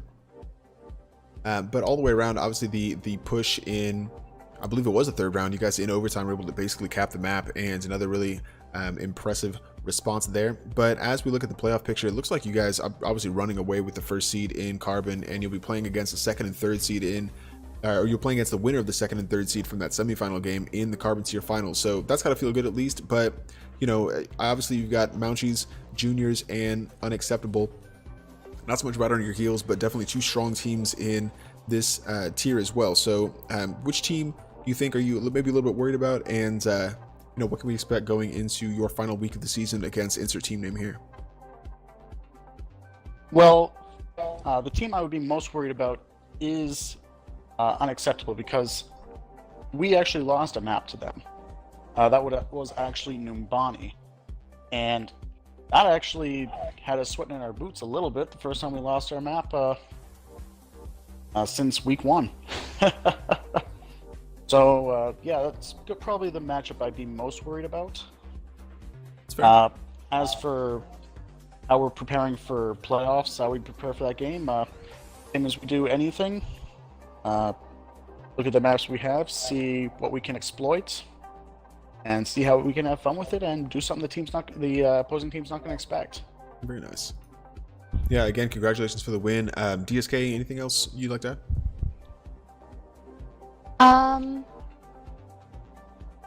I guess the most appropriate thing probably would be to give a huge shout out to our coach. Actually, he was like super sick, and we thought he was gonna have to leave, but he clutch came back and was able to like talk us through the game. That really helped a lot.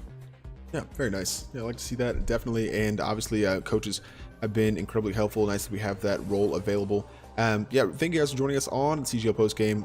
We've got highlights more than likely from this game on the CGL breakdown. Make sure you guys join us there as well. Tuesday nights, 9:30 Eastern, and Rook and Magix also do a few of our streams as well. So if you ever get an opportunity, get on those streams. They're a lot of fun to watch.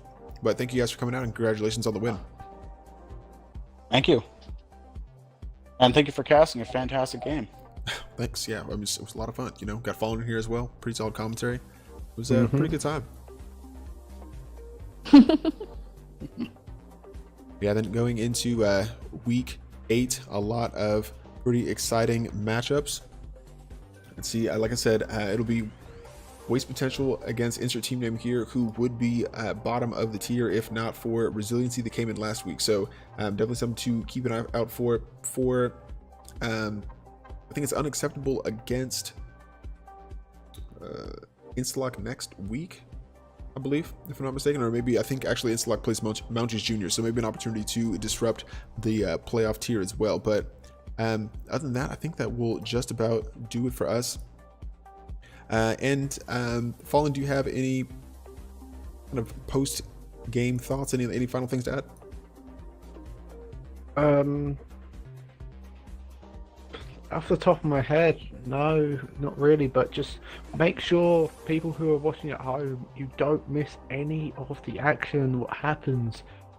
This last week which is coming up very quickly is going to be one amazing week to watch, because as teams are fighting for, if there's any sort of last game discrepancies between making it into playoffs and not making it into playoffs, it's going to go and be intense. So you have to make sure you can see as many games as the streamers here can actually cast. Yeah, definitely. The next week there's a lot of really solid games on deck, and like Fallen was saying, a lot of playoff positions on the line, especially in some of these tighter tiers. Carbon seems pretty well established, but you've got challenger, contender, and rival, where it really can be anybody's game. So coming to the final games for this week and the last few games of the season should be really exciting. So make sure you're getting into the stream schedule on the Discord to check that out. Just a look ahead, a couple games already scheduled tomorrow. Kai and Neat doing D9 via Somber's tech support. That should be a really solid match from the contender tier. That's tomorrow, 8 p.m. Eastern. Directly after that, Blaze has Pro Throw versus Capitalism from the contenders here. It's 9 p.m. Eastern, so maybe some other games will be scheduled as well, but those are the two we have currently, and should be a pretty solid little doubleheader there at the end from CGL.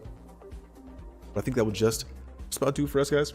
Really appreciate you joining on this Saturday night doubleheader. Really solid action from both sides. So I think for Fallen Potatoes and for Instalock and Waste Potential, for CGL, Salt and Pepper. We'll see you guys next time.